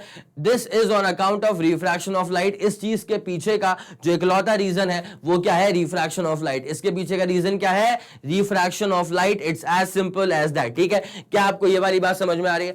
अब मैं इसे पूरा क्लियर करूंगा with the help of proper रे डायग्राम्स, ठीक है, और फॉर्मूला भी बताने वाला हूं रेयर का, मतलब रियल डेप्थ का, अपेरेंट डेप्थ का, रेयर के इंडेक्स का और डेंसर के इंडेक्स का, इन चारों को मिलाकर एक फॉर्मूला बनने वाला है, तो वो आपको बताने वाला हूं, डिस्कस करने वाला हूं। चलें आगे बढ़े। दिमाग में एक बात क्लियर रखना कि मैंने क्या क्या बोल के रखा हुआ है, मैं उन टर्म्स को एक बार यहां पे लिख देता हूं ताकि आपके लिए आसानी रहे। देखिए, अगर मैं μ1 लिख रहा हूं, इसका मतलब ये ऑब्वियसली क्या है, ये रिफ्रैक्टिव इंडेक्स है, क्या है ये, बट कैसे मीडियम का, रेयर मीडियम का, refractive index of rare medium. अगर मैं μ2 लिख रहा हूं, इसका मतलब ये भी क्या है, this is also refractive index, but किसका, डेंसर मीडियम का, ठीक है। ये दो बातें तो आप जानते ही थे पहले से। अब जो नई बात लाया हूं आपके लिए वो ये है, अगर मैं आर लिख रहा हूं, आर का मतलब होगा रियल डेप्थ, आर का मतलब क्या होगा, रियल डेप्थ, और रियल डेप्थ हम कहां से मेजर करेंगे, फ्रॉम द इंटरफेस। कहां से मेजर करेंगे, फ्रॉम द इंटरफेस, ठीक है, वो पानी की सतह से मेजर, पानी के सरफेस से मेजर करेंगे, ठीक है। और ए अगर मैं यूज करूंगा तो ए का मतलब होने वाला है अपेरेंट डेप्थ, जो हमको कम गहराई दिखाई देती है ना, वो कम गहराई यहां पे कहलाती है अपेरेंट डेप्थ। क्या कहलाती है, अपेरेंट डेप्थ ए, ठीक है। चलें आगे बढ़े। अब आपको दिखाता हूं मैं इसका पूरा का पूरा रे डायग्राम कि रियल डेप्थ, अपेरेंट डेप्थ, ऐसा वाला फंडा आता ही क्यों है, ठीक है। जरा गौर करो अच्छे से। Obviously you have a beaker, obviously you have a beaker, ठीक है। अब यहां पे क्या है कि इसके अंदर भरा होगा पानी, इसके अंदर क्या भरा होगा, इसके अंदर भरा होगा पानी। तो पानी के लिए कलर हल्का सा लाइट ले लेते हैं, ये कलर ले लेते हैं, ठीक है। तो इसके अंदर क्या भरा हुआ है, पानी भरा हुआ है। क्लियर करें आप इसको, देखो ऐसे पूरा इसके अंदर ऐसे पानी पानी भरा हुआ है। जरूरी नहीं कि पानी हो, ये कोई सा भी लिक्विड हो सकता है, अब तुम देख लो अपने हिसाब से, ठीक है। ये कोई सा भी लिक्विड हो सकता है, उसके पास कुछ तो इंडेक्स होगा ही होगा, ठीक है। अब जैसे मान लीजिए कि यहाँ पे एक ऑब्जेक्ट है, यहाँ पर एक ऑब्जेक्ट है, लेट सपोज ग्रीन लेते हैं, तो यहाँ पे पड़ा हुआ है एक object, this is the object, ठीक है। अब ऑब्जेक्ट का काम क्या होता है, लाइट रेस को एमिट करना, बिकॉज मैंने पढ़ा के रखा हुआ है। पहली ही चीज जो मैंने बताई थी वो ये था कि ऑप्टिक्स में अज्यूम किया गया है कि object is the source of light, ठीक है। अगर ये ऑब्जेक्ट है तो यहां से निकल रही है लाइट रेस, ठीक है। एक लाइट रे निकली जो कि निकल गई बिल्कुल सीधे, कोई दिक्कत नहीं, ठीक है। उसके बाद एक लाइट रे गई ऐसे करके। अब जरा आप एक बात पे गौर करिएगा अच्छे से, ठीक है। जब भी आप इसकी बात करेंगे ना, यहां पे हमको प्लॉट करना पड़ेगा नॉर्मल। क्या प्लॉट करना पड़ेगा हमको, नॉर्मल। अब जरा गौर करिएगा, जब लाइट रेस ट्रैवल करेंगी फ्रॉम डेंसर टू रेयर, तो ये लाइट रेस कहां बेंड हो जाएंगी, ये लाइट रेस कहां बेंड हो जाएंगी, अवे फ्रॉम द नॉर्मल। तो निकलना था सीधे, बट अभी लाइट रेस ऐसे बेंड हो जाएंगी away from the normal. Light race अच्छे से मोटी लाइट रेस लेते हैं, लाइट रेस बेंड हो गई अवे फ्रॉम द नॉर्मल, ठीक है। अब बाहर मान लीजिए कोई इंसान बैठा हुआ है इसको देखने के लिए, ठीक है। तो ये ह्यूमन आई बनाएंगे अपन, ये हमने बना दी ह्यूमन आई। हंसना नहीं, हंसना नहीं, हंसना नहीं, ये है भाई, ये ह्यूमन आई है, ठीक है। ये देखो ना, ये लाइट रेस, वो लाइट रेस कहां जा रही है, ह्यूमन आई में जा रही है। तो दिस इज द ह्यूमन आई। अब क्या हो रहा है, इन आंखों को ऐसा लगता है, ये तो बहुत रोमांटिक लाइन हो गई। इन आंखों को ऐसा लगता है कि जो लाइट रेस आ रही है ना, वो आ रही है ऐसे सीधे, अरे इन आंखों को ऐसा लगता है कि जो लाइट रेस आ रही हैं वो आ रही हैं ऐसे, कुछ इस तरह, यहां से। क्या बोलते हो भाई, पक्का आया समझ? तो ये रखा है तुम्हारे पास ऑब्जेक्ट, इसको लिख लेना भाई, गलती मत करना। This is the object, this is the object. लेकिन लाइट रेज जैसे आंखों में जा रही है ना, तो आंखों को ऐसा लगता है कि लाइट रेज आ रही है इस पर्टिकुलर पॉइंट से, और अगर इस पर्टिकुलर पॉइंट से आ रही है तो आप इसको बोल देंगे इमेज। क्या बोल देंगे आप इसको? इमेज बोल देंगे। मतलब आंखों के लिए तो इमेज यही बन गई ना, तो ये बन जाएगी आंखों के लिए इमेज। पक्का? पक्का। और ये रहा ऑब्जेक्ट। अब मैं आपको बता रहा हूं कि इसमें रियल डेप्थ क्या है, अपैरेंट डेप्थ क्या है। जरा गौर करते हुए चलना, मिस मत करना इस पॉइंट को बिल्कुल भी, ठीक है। देखो, ये जो पूरा ऑब्जेक्ट तक की दूरी है ना, इसको कहा जाएगा रियल डेप्थ। क्या कहा जाएगा? रियल डेप्थ, ठीक है। तो यहां कर देता हूं, यहां कर दूं, यहां कर देता हूं। ये जो पूरी दूरी है ना, इसे कहा जाएगा रियल डेप्थ। क्या कहा जाएगा? Real depth. और अपैरेंट डेप्थ के लिए कलर ही चेंज कर देता हूं। देखो, ये जो यहां पर जो इमेज बनती हुई नजर आ रही है, इसे कहा जाएगा अपैरेंट डेप्थ। पक्का? ऑब्वियसली रियल डेप्थ ज्यादा है और अपैरेंट डेप्थ कम है, ठीक है। रियल डेप्थ जो है वो ज्यादा है, अपैरेंट डेप्थ जो है वो कम है। तो ये वाली बात आपको समझ में आ गई होगी, ठीक है। ये था रे डायग्राम। इसलिए ऐसा होता है कि ऑब्जेक्ट होता बहुत गहराई में, बट उसकी इमेज क्या बन जाती है? हल्की सी ऊपर बन जाती है, ठीक है। तो ये वाली कहानी रही इसकी। अब इसमें जो फॉर्मूला होता है, जो इसमें फॉर्मूला, जो उसमें रिलेशन होता है, वो रिलेशन क्या होता है? देखो, पहली बात तो ये समझो भाई, ये डेंसर मीडियम है, तो इसका जो भी इंडेक्स होगा ना, ब्लू से कर दूं क्या, इसका जो भी इंडेक्स होगा उसको μ2 बोलेंगे। क्या बोलेंगे? μ2 बोलेंगे। तो एक काम करते हैं, इसका जो इंडेक्स होगा उसको μ2 बोलेंगे। तो यहां ऐसे लिख देता हूं, ये μ2 है। अरे मोटे वाले पेन से लिखेंगे यार। चले चले चले, इसका इंडेक्स होगा μ2, और जो बाहर का इंडेक्स होगा, जो बाहर का इंडेक्स हो जाएगा वो हो जाएगा μ1। ऑब्वियसली जो अंदर का इंडेक्स होगा ये हो जाएगा μ2, और जो बाहर का इंडेक्स होगा वो क्या हो जाएगा? μ1। इतना है आपको समझ। डेंसर का वैसे भी μ2 होता है और एयर का वैसे भी μ1 होता है। अब यहां पर जो फॉर्मूला आता है ना, यहां पर जो फॉर्मूला आता है वो फॉर्मूला ये होता है, डेंसर का इंडेक्स अपॉन रेयर का index is equal to real depth upon apparent depth. This is the important formula, this is the important formula. क्या कहते हो भाई? पक्का आया समझ की नहीं आया? रियल डेप्थ अपैरेंट डेप्थ, देखना, रियल डेप्थ अपैरेंट डेप्थ, ठीक है। और उसके बाद फॉर्मूला क्या आ गया? μ2 upon μ1 is equal to real upon apparent depth, ठीक है। और μ2 का मतलब क्या होता है? Index of the denser medium. μ1 का मतलब क्या होता है? Index of the rare medium. It's as simple as that. बताओ, आया समझ? पक्का, डन, क्लियर। ये था आपके पास रे डायग्राम, और यहां पे जो कुछ भी लिखा हुआ है, यहां पे जो कुछ भी लिखा हुआ है ये टर्म, तो इनको जोड़ने वाला फॉर्मूला क्या आ गया है? μ2 upon μ1 is equals to real depth upon apparent depth. और इसका जो प्रॉपर रे डायग्राम था वो मैंने यहां पे बना के रख दिया आप लोग के सामने, ठीक है। तो आई गेस आप लोग कॉपी किताब लेके बैठे होंगे, कॉपी किताब लेके ही बैठा करो और नोट करते हुए चलो, और जल्दी बताओ आया समझ? चले, ओके, डन। 3 2 1 रेडी गो, डन। चले, क्लियर। ये वाला आपका पूरा कॉन्सेप्ट हो गया for real depth and the apparent depth, ठीक है। अब जरा आगे बढ़ा जाए। रियल डेप्थ और apparent depth of a tank के ऊपर एक बहुत ही सिंपल सा क्वेश्चन आ चुका है, जरा देख लीजिए। A small ink dot on a paper, एक पेपर के ऊपर एक इंक का डॉट है, ठीक है, is viewed through a glass slab. Glass slab की थिकनेस कितनी है? टी के बराबर है। And the refractive index, okay, जो ग्लास स्लैब है ना उसका जो रिफ्रैक्टिव इंडेक्स है उसकी वैल्यू है 1.5। By what distance would the dot appear to be raised above, ठीक है। पहली बात तो जरा गौर करिएगा, जहां पर डॉट होगा ना, उसकी जो इंक का डॉट जहां पर होगा उसकी जो टोटल दूरी होगी उसे हम कहेंगे रियल डेप्थ। क्या कहेंगे उसको हम? Real depth. और उसकी इमेज हल्का सा ऊपर हमको नजर आ रही होगी, जो कि ऐसा होता है, रियल डेप्थ ज्यादा होती है, अपैरेंट डेप्थ कम होती है, ठीक है। पक्का, चले, ओके, डन। अब जरा गौर करते हुए चलेगा, बहुत अच्छे से ध्यान दीजिएगा। यहां पे क्या होने वाला है, जब ऑब्जेक्ट है यहां पर, उसकी इमेज बन रही है यहां पर, तो कितना रेज्ड अबव हुआ वो आपको निकालना है। क्या निकालना है? कितना रेज्ड अबव हुआ वो निकालना है। यहां पर जो आपके सामने पूरा का पूरा लिखा हुआ है ना कि रियल डेप्थ ज्यादा होता है, अपैरेंट डेप्थ कम होता है, यहां पर आप एक चीज और लिख लीजिए, गौर करिएगा अच्छे से।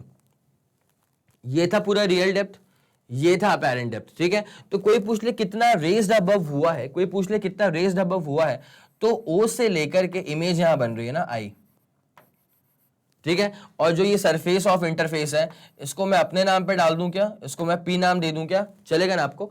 तो पी से ओ, सुनते हुए चलना, पी से O is the real depth, P से I is the apparent depth, because वहां पर इमेज बन रही है, ठीक है।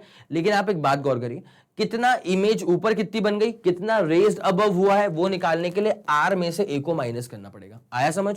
तो अगर मैं यहां पे एक फॉर्मूला लिख दूं तो ये भी काम का ही है। अब फिर आप कहेंगे कि सर ये स्पेलिंग गलत है।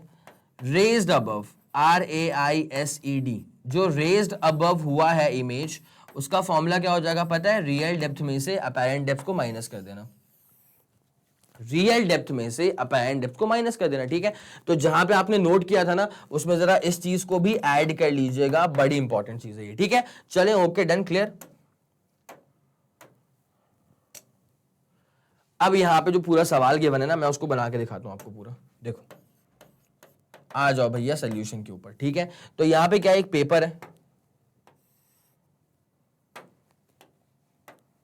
एक पेपर है, ठीक है, उस पर एक इंक का डॉट है, ठीक है, उस पर एक इंक डॉट है। So now this ink dot will serve as the object. ये जो इंक डॉट है ये कैसे काम करेगा? एज द ऑब्जेक्ट, ठीक है। अब जरा इसमें आगे बढ़ते हैं, फिर उसको देखते हैं क्या करना है। चलिए, ठीक है, डन। अब जरा देखिए इसको अच्छे से, यहां पे क्या हुआ है? ऑब्जेक्ट रखा हुआ है यहां पे, ठीक है, और इसको व्यू किया जा रहा है थ्रू अ ग्लास स्लैब जिसका थिकनेस है 10 सेंटीमीटर, ठीक है। देखो अच्छे से, एक ग्लास स्लैब बनाया हमने, ठीक है, और इस ग्लास स्लैब का जो थिकनेस है ना वो है 10 सेंटीमीटर, ठीक है। अगर आप समझे ना इस बात को बहुत तरीके से, देखो ये अपने पास एक ग्लास का स्लैब है, ऑब्वियसली ये हमारे पास क्या है? ग्लास का स्लैब है, चलेगा आपको इतना, है ना। अब ये जो 10 सेंटीमीटर है ना, अगर आप देखें इसको अच्छे से, तो ये इसका रियल डेप्थ है। ऑब्जेक्ट की जो दूरी है वो लिटरली कितनी आ रही है? लिटरली कितनी आ रही है? 10 सेंटीमीटर आ रही है।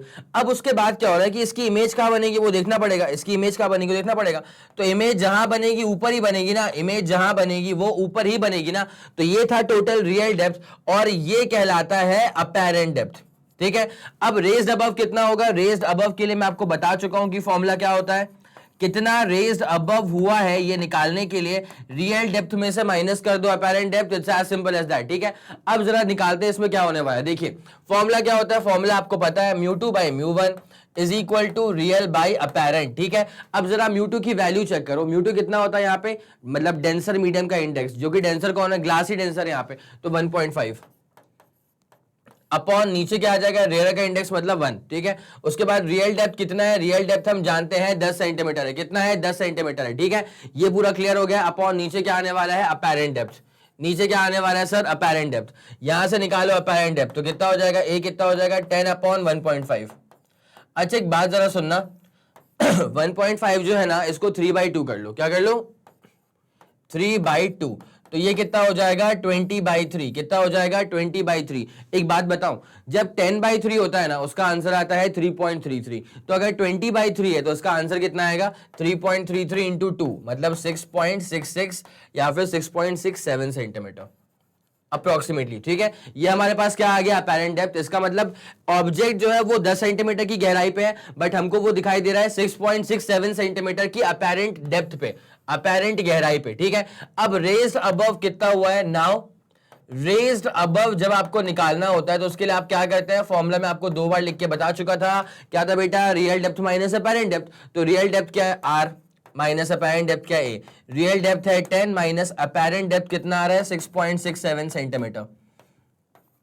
जब आप इसको सॉल्व करेंगे ना तो आपका आंसर कितना आएगा? आपका आंसर आएगा 3.33 centimetre. It's as simple as that, this is your answer. बताइए क्या आपको ये वाली पूरी बात समझ में आ गई है? पक्का? Okay, done.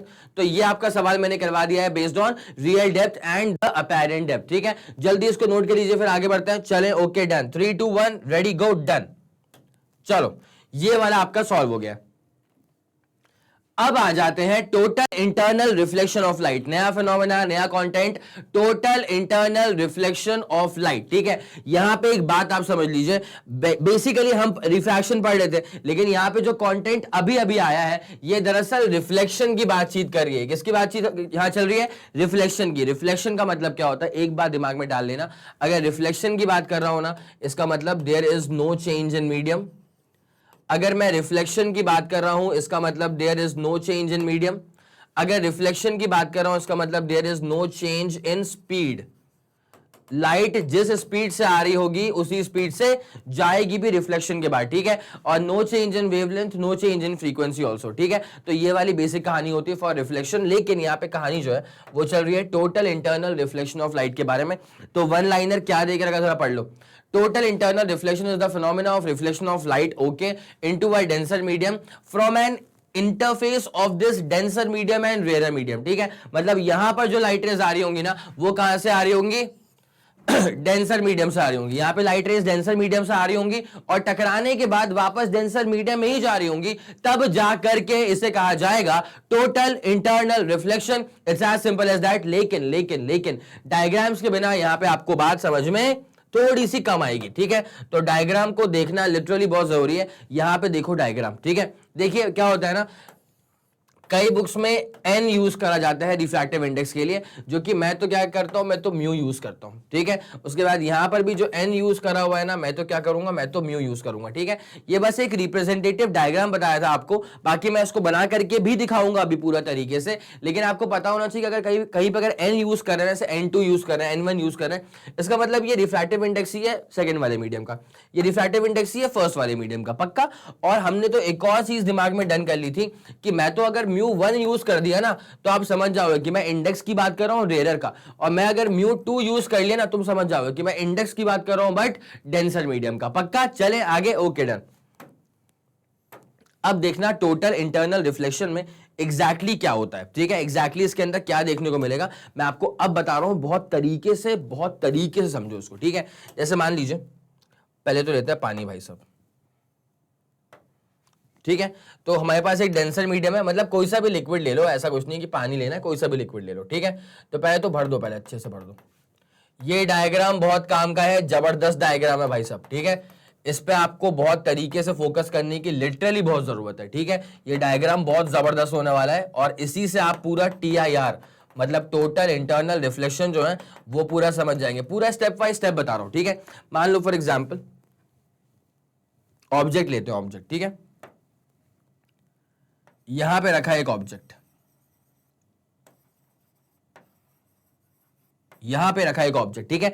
तो ऑब्जेक्ट क्या होता है, सोर्स ऑफ लाइट होता है, तो वो तो लाइट रेस को एमिट करेगा ही करेगा। तो एक लाइट रेस ने एमिट करी जो कि निकल गई सीधे, चलेगा। अच्छा, अब एक और लाइट रे को एमिट करेगा, बिकॉज एक ऑब्जेक्ट क्या सिर्फ एक लाइट रेस निकालता है, नहीं, जितना पॉसिबल हो उतना निकाल सकता है। देखो एक और लाइट रेस यहां पे गई, सुनना अच्छे से, ठीक है। सबसे पहले तो यहां बनेगा नॉर्मल, क्या बनेगा, सबसे पहले तो यहां पे नॉर्मल बनेगा। और जब लाइट रेज आ रही है फ्रॉम डेंसर टू रेयर, तो वो कहां बेंड हो जाएंगी, वो बेंड हो जाएंगी अवे फ्रॉम द नॉर्मल। तो ये लाइट रेज थोड़ी सी ऐसे बेंड हो जाएंगी। चलो आपको इतना आगे समझ। उसके बाद ये जो ऑब्जेक्ट है वो एक लाइट रे और एमिट करेगा। जब लाइट रेज यहां पे स्ट्राइक करेंगी तो यहां पे हम क्या प्लॉट करेंगे, नॉर्मल। यहां पर हम क्या प्लॉट करेंगे, नॉर्मल। और लाइट रेज अब कहां बेंड हो जाएंगी, और अवे फ्रॉम द नॉर्मल। पूरा पैटर्न चेक करते हुए चलो, मेरे साथ साथ चलना, हर एक चीज बहुत डिटेल में क्लियर करने वाला हूं, ठीक है। उसके बाद क्या होगा, एक और लाइट रेज जाएंगी यहां से। अभी तुमसे मैं सवाल पूछने वाला हूं कि तुम्हें क्या चीज यहां पे समझ में आ रही है। एक बहुत ही इंपॉर्टेंट फिनोमेना यहां पे हो रहा है, क्या तुमको वो चीज दिख रही है, ठीक है। अब लाइट रेज और बेंड हो जाएगी अवे फ्रॉम द नॉर्मल। अगर तुमने इन तीन रे डायग्राम्स को अगर तरीके से देख लिया होगा, तुमको एक बात समझ में आ रही होगी कि भाई जैसे मैं लाइट रेस को दूर लेके जा रहा हूं ना, ये भी लाइट रे गई थी, ठीक है। जैसे मैं लाइट रेस को दूर दूर दूर स्ट्राइक करवा रहा हूं ना, तो लाइट रेस में क्या हो रहा है पता है, लाइट रेस ऐसे बेंड हो रही है towards the interface. Light rays कहां बेंड हो रही है, टुवर्ड्स द इंटरफेस, ठीक है। ये जो ये पानी पानी बना के रखा हुआ ये क्या है, ये वाटर का और एयर का इंटरफेस ही तो है, ठीक है। अब जैसे लाइट रेस को मैं दूर दूर स्ट्राइक कर रहा हूं, तो लाइट रेस बेंड हो रही है टुवर्ड्स द इंटरफेस, ठीक है। तो अगर ऐसा ही कहानी चल रही है तो फिर तो ऐसा भी होगा कि एक पॉइंट ऐसा भी आएगा, एक टाइम ऐसा भी आएगा कि जब लाइट रेस को मैं स्ट्राइक करवाऊंगा इस पर्टिकुलर पॉइंट पर, ध्यान देना अच्छे से, कि जब मैं लाइट रेस को स्ट्राइक करवाऊंगा इस पर्टिकुलर पॉइंट पर, तो अभी हो क्या रहा है कि लाइट रेस बेंड हो रही है पानी की तरफ। लाइट रेस कहां बेंड हो रही है, पानी की तरफ। तो एक पॉइंट ऐसा भी आएगा कि लाइट रेस पानी के सरफेस पे ही चलना शुरू कर देंगी। इसको बोलेंगे कि लाइट रे starts grazing on the liquid surface, ठीक है। क्या बोलेंगे, लाइट रे starts grazing on the surface, ठीक है। अब यहां पे जरा गौर करिएगा, बहुत इंपॉर्टेंट बात है। अगर ये पैटर्न तुम बहुत तरीके से फॉलो कर रहे हो, तो अब यहां पे क्या होने वाला है कि अब अगर लाइट रेस को मैंने और दूर स्ट्राइक करवाया, अब अगर मैंने लाइट रेस को और दूर स्ट्राइक करवा दिया तो अब जो लाइट रेज है वो वापस टकरा करके पानी के अंदर ही आ जाएंगी। क्या आप लोग इस बात को समझ पा रहे हैं? क्या हो रहा है, लाइट रेज गया बाहर चला गया, गया बाहर, पर अल्टीमेटली पानी की तरफ बेंड हो रहा है। यहां पे एक ऐसा मौका आ गया कि पानी के सरफेस पे ही चलना शुरू कर दिया, लेकिन अगर मैं उससे भी दूर स्ट्राइक करवा दूंगा तो लाइट रेज पूरा पानी के अंदर ही आ जाएंगी और इसे कहा जाता है टोटल इंटरनल रिफ्लेक्शन। क्या कहते हैं? लाइट रेज पूरी तरह से टोटली अंदर ही इंटरनल रिफ्लेक्ट हो गई है, रिफ्लेक्शन हो गया है। और रिफ्लेक्शन में क्यों बोल पा रहा हूं? बिकॉज लाइट रेज पानी से आ रही थी, नॉट स्पेसिफिकली पानी, ये कोई सा भी डेंसर मीडियम हो सकता है, ठीक है। तो लाइट रेज जिस डेंसर मीडियम से आ रही थी उसी डेंसर मीडियम में वापस चली गई, तो क्या उनका मीडियम चेंज हुआ? नहीं, उनका मीडियम चेंज नहीं हुआ, तो इसे हम क्या कहते हैं? रिफ्लेक्शन कहते हैं। क्या कहते हैं? रिफ्लेक्शन, ठीक है। तो ये जो लाइट रेज जा रही है ना, इसे कहा जाएगा टोटल इंटरनल रिफ्लेक्टेड रे,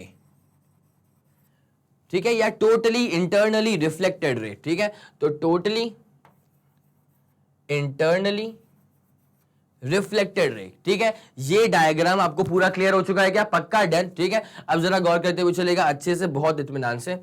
ना मैं आखिरी वाली की बात कर रहा हूं, ना मैं ये पहले के 3-4 की बात कर रहा हूं, मैं बात कर रहा हूं सेकेंड लास्ट की। मैं किसकी बात कर रहा हूं? सेकेंड लास्ट की।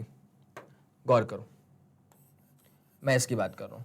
ये लाइट रेज आ गई, ठीक है, और फिर इंटरफेस पे ही ग्रेस करना शुरू कर दी। ये लाइट रेज आ गई, उसके बाद फिर इंटरफेस पे ही ग्रेस करना शुरू कर दिया। अब जरा गौर करिएगा, जब ये लाइट रेज आकर के स्ट्राइक कर रही है ना, तो ये जो भी एंगल बनेगा, ये जो भी एंगल बनेगा, इसे कहा जाएगा एंगल ऑफ इंसिडेंस। क्या कहा जाएगा? एंगल ऑफ इंसिडेंस, ठीक है। तो ये जो एंगल ऑफ इंसिडेंस है ना, इसको एक बहुत स्पेशल नाम भी दिया गया है। ये जो एंगल ऑफ इंसिडेंस है, इसको एक बहुत स्पेशल नाम दिया गया है, क्रिटिकल एंगल। क्या नाम दिया गया है? क्रिटिकल एंगल, ठीक है। और इसके करस्पॉन्डिंग यहां पर जो एंगल ऑफ रिफ्रैक्शन बनता है वो बन जाता है 90 डिग्री। कितना बन जाता है? 90 डिग्री। क्या आपको ये वाली बात समझ में आ गई? तो एंगल ऑफ इंसिडेंस या जो क्रिटिकल एंगल है, तो critical angle is defined as that angle of incidence corresponding to which the angle of refraction becomes 90 degree. क्या आपको ये वाली पूरी बात समझ में आ रही है? क्या बोला मैंने कि angle of critical angle is defined as that angle of incidence corresponding to which the angle of refraction becomes 90 degree. It's as simple as that, ठीक है। चलें, ओके, डन। अब जरा एक और चीज ध्यान रखना, जब आप डेंसर मीडियम में हो तो यहाँ का जो भी इंडेक्स होगा उसको μ2 बोलना, और जब आप रेयर में जाओगे तो यहाँ का जो भी इंडेक्स होगा इसको μ1 बोलना। काम खत्म। इतना आ गया समझ? ये पूरी कहानी होती है फॉर टोटल इंटरनल रिफ्लेक्शन, ठीक है। तो TIR का जो डायग्राम मैंने, देखो जो कुछ लिखा हुआ है यहाँ पे वो तो स्टेटमेंट है ही, उसके बाद जो डायग्राम मैंने यहाँ बना के रखा हुआ था ना, उसको मैंने बहुत तरीके से आपको एक्सप्लेन कर दिया है यहाँ पे, ठीक है। इसलिए मैंने कहा था कि डायग्राम समझना आपके लिए बहुत ज्यादा इंपॉर्टेंट है, ठीक है। ये तो हो गया तुम्हारा, ठीक है। तो रे डायग्राम तुम्हारा डन हो गया, मैंने करवा दिया उसको अलग से, ठीक है। देखो लाइट रेस गई सीधे, उसके बाद यहां आ गई, हल्के सा बेंड हो गया, यहां आ गया, इंटरफेस पे आ गई, इसके बाद गया total internal reflection, that's it, ठीक है।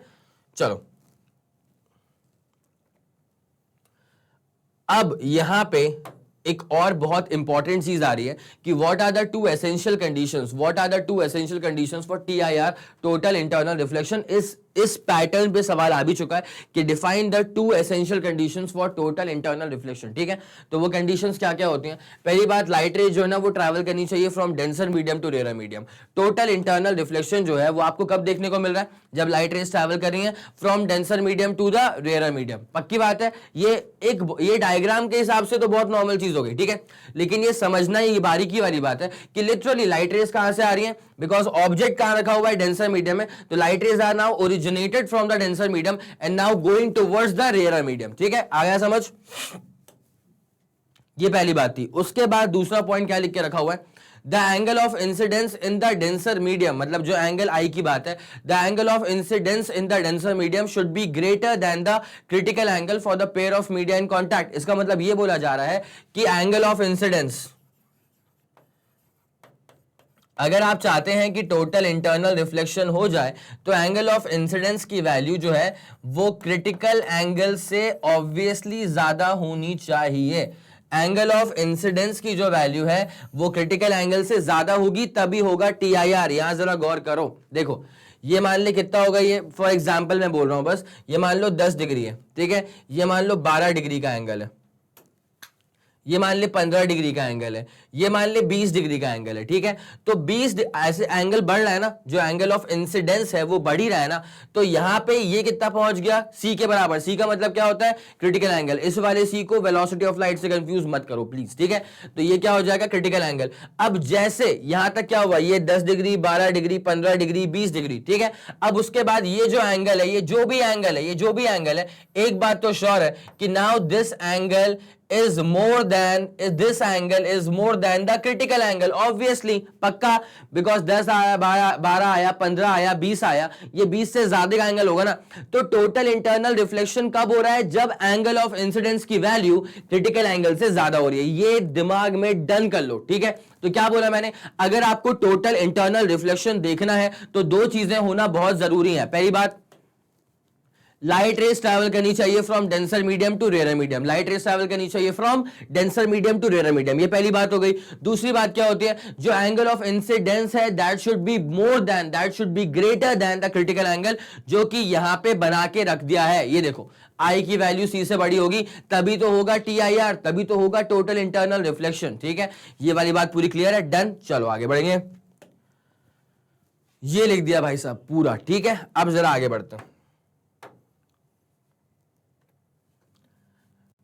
Total internal reflection of light के अंदर का जो सब पॉइंट है क्रिटिकल एंगल। क्रिटिकल एंगल क्या बताया था मैंने, critical angle for a pair of media, मतलब दो मीडियम्स थे in contact, is defined as the angle of incidence in the denser medium. Obviously critical angle कहां है, क्रिटिकल एंगल क्या है, पहली बात तो एंगल ऑफ इंसिडेंस है। तो यहां पे वही तो लिखा हुआ था कि it is defined as the angle of incidence, it is defined as the angle of incidence,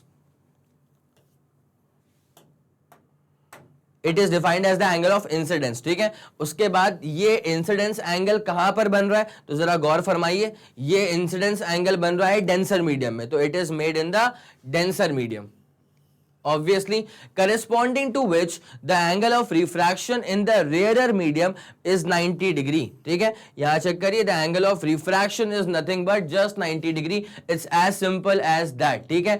तो यही वाली कहानी होती है फॉर क्रिटिकल एंगल। ये आपको आ गया समझ, पक्का, डन। चलें आगे बढ़ें। अब यहां पे ना फॉर्मूले की बात हो रही है, किसकी बात हो रही है, फॉर्मूले की बात हो रही है। अब क्रिटिकल एंगल का जो फॉर्मूला है ना, इस फॉर्मूले को निकालने के लिए सबसे इंपॉर्टेंट चीज ये होती है कि आपको स्नेल्स लॉ नाम की चीज आनी चाहिए, ठीक है। अब स्नेल्स लॉ क्या होता है, ये बस एक इक्वेशन लिखने का तरीका होता है, ठीक है। जैसे जब आप लोगों ने किरचॉफ के सर्किट सॉल्व करे होंगे तो आपको पता होगा कि सर्किट में कैसे हम करते हैं उसको, jump the device right the equation. तो वहां पे अगर आप इक्वेशन लिखने का तरीका अगर आप सीख जाते हैं ना, तो कहानी आपकी एकदम डन हो जाती है। तो वैसे ही यहां पे होता है, स्नेल्स लॉ को सीखना बहुत जरूरी है पहले यहां पे, ठीक है। तो पहले आपको सिखाया जाए स्नेल्स लॉ, फिर आगे बढ़ेंगे। ये पूरा क्लियर है, इसको नोट कर लिया होगा आप लोगों ने, ठीक है। 3 2 1 रेडी गो डन, इसको नोट कर लो, बहुत ज्यादा उम्दा चीज है ये, ठीक है। अब सिखा रहे हैं आपको स्नेल्स लॉ, ठीक है। स्नेल्स लॉ कुछ नहीं है, इक्वेशन लिखने का तरीका पर होता है, बट वही लोग नहीं कर पाते हैं कई बार, वही लोग कई बार नहीं कर पाते, ठीक है। आपको पता होना चाहिए कि लाइट रेज ना, μ1 का मतलब क्या होता है, इंडेक्स ऑफ रेयर मीडियम, μ2 का मतलब क्या होता है, इंडेक्स ऑफ डेंसर मीडियम, ठीक है। इसके लिए ना मैं जो एक इक्वेशन लिखने से पहले मैं जो तरीका यूज करता हूं वो ये होता है, कहां से आ रही है, कहां से आ रही हो, इज इक्वल टू कहां को जा रही हो, कहां से आ रही हो इज इक्वल टू कहां को जा रही हो, ठीक है। किससे बातचीत की जा रही है, लाइट रेस से, ठीक है। ये लाइट रेस से पूछ रहे हैं कि लाइट रेस कहां से आ रही है, इक्वल टू लाइट रेस कहां को जा रही है। ये लिखने का तरीका होता है फॉर स्नेल्स लॉ, ठीक है। अब मैं आपको बता रहा हूं कि स्नेल्स लॉ इवेंचुअली काम कैसे करेगा, उसके बाद मैं उसे कैसे रिलेट करूंगा इस वाले सिंगल लाइन स्टेटमेंट से। फॉर एग्जाम्पल, ये मान लीजिए कि अपने पास एक ग्लास का स्लैब है, क्या है अपने पास, एक ग्लास का स्लैब है, ठीक है।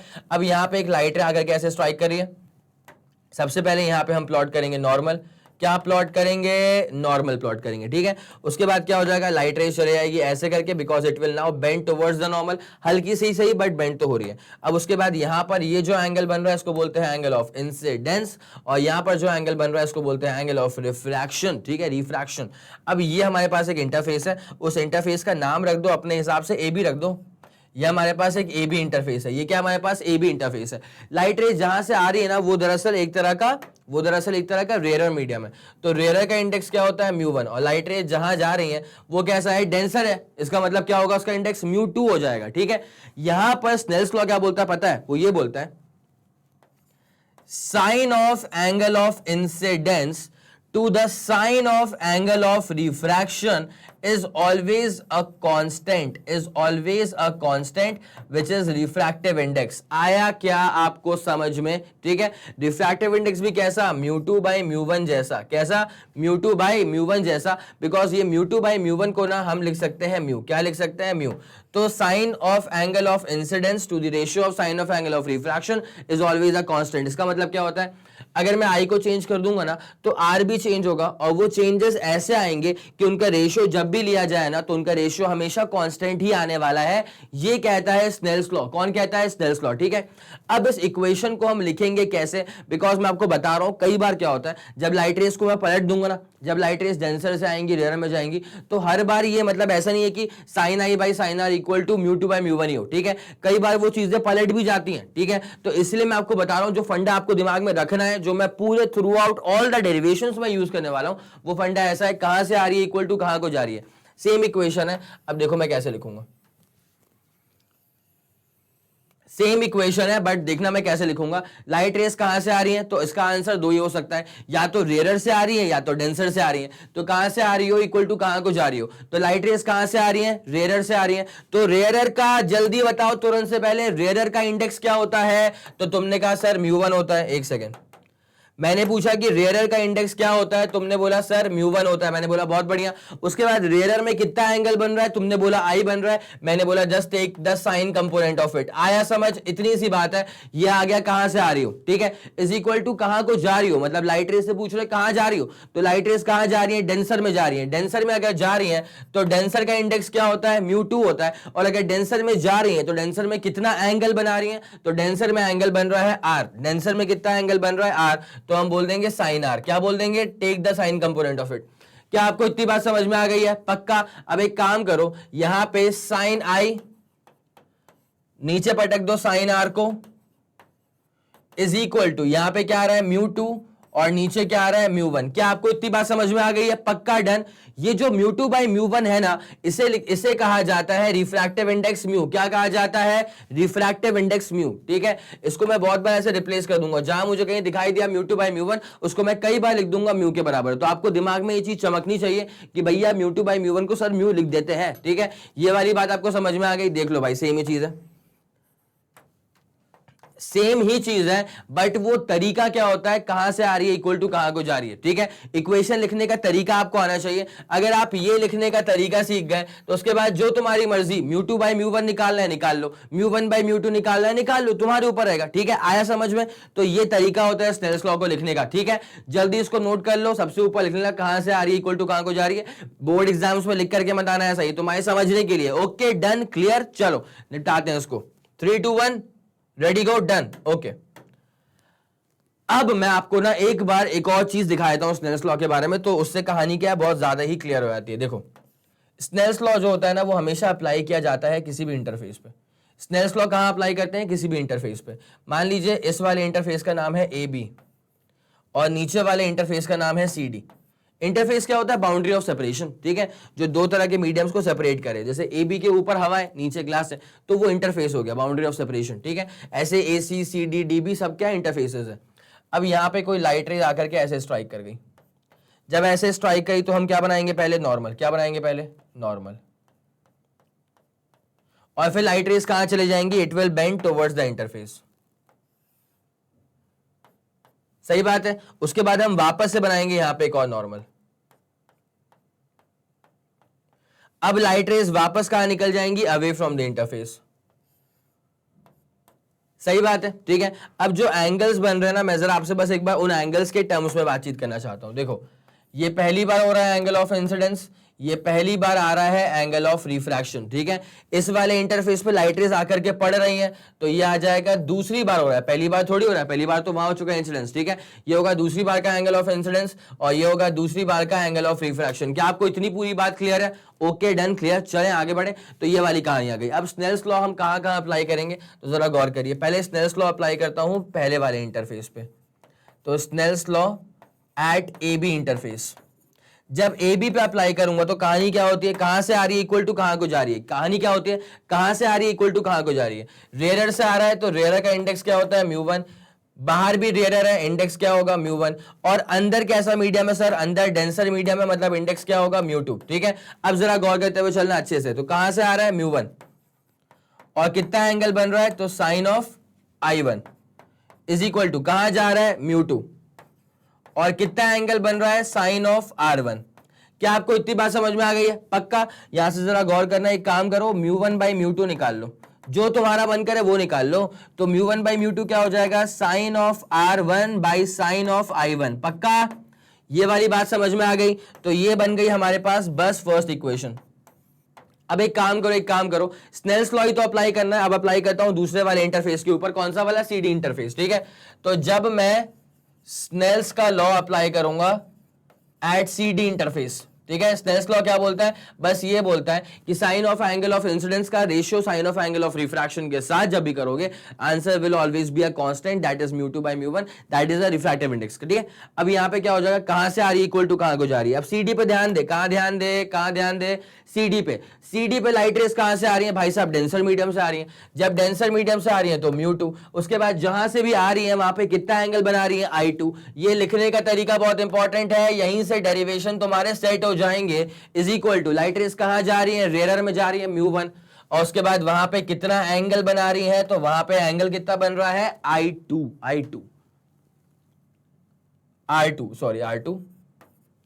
I2 पहले बन चुका था, यहां बन रहा है R2, ठीक है। इतनी बात पूरी डन है आपको, पक्का पूरा क्लियर है।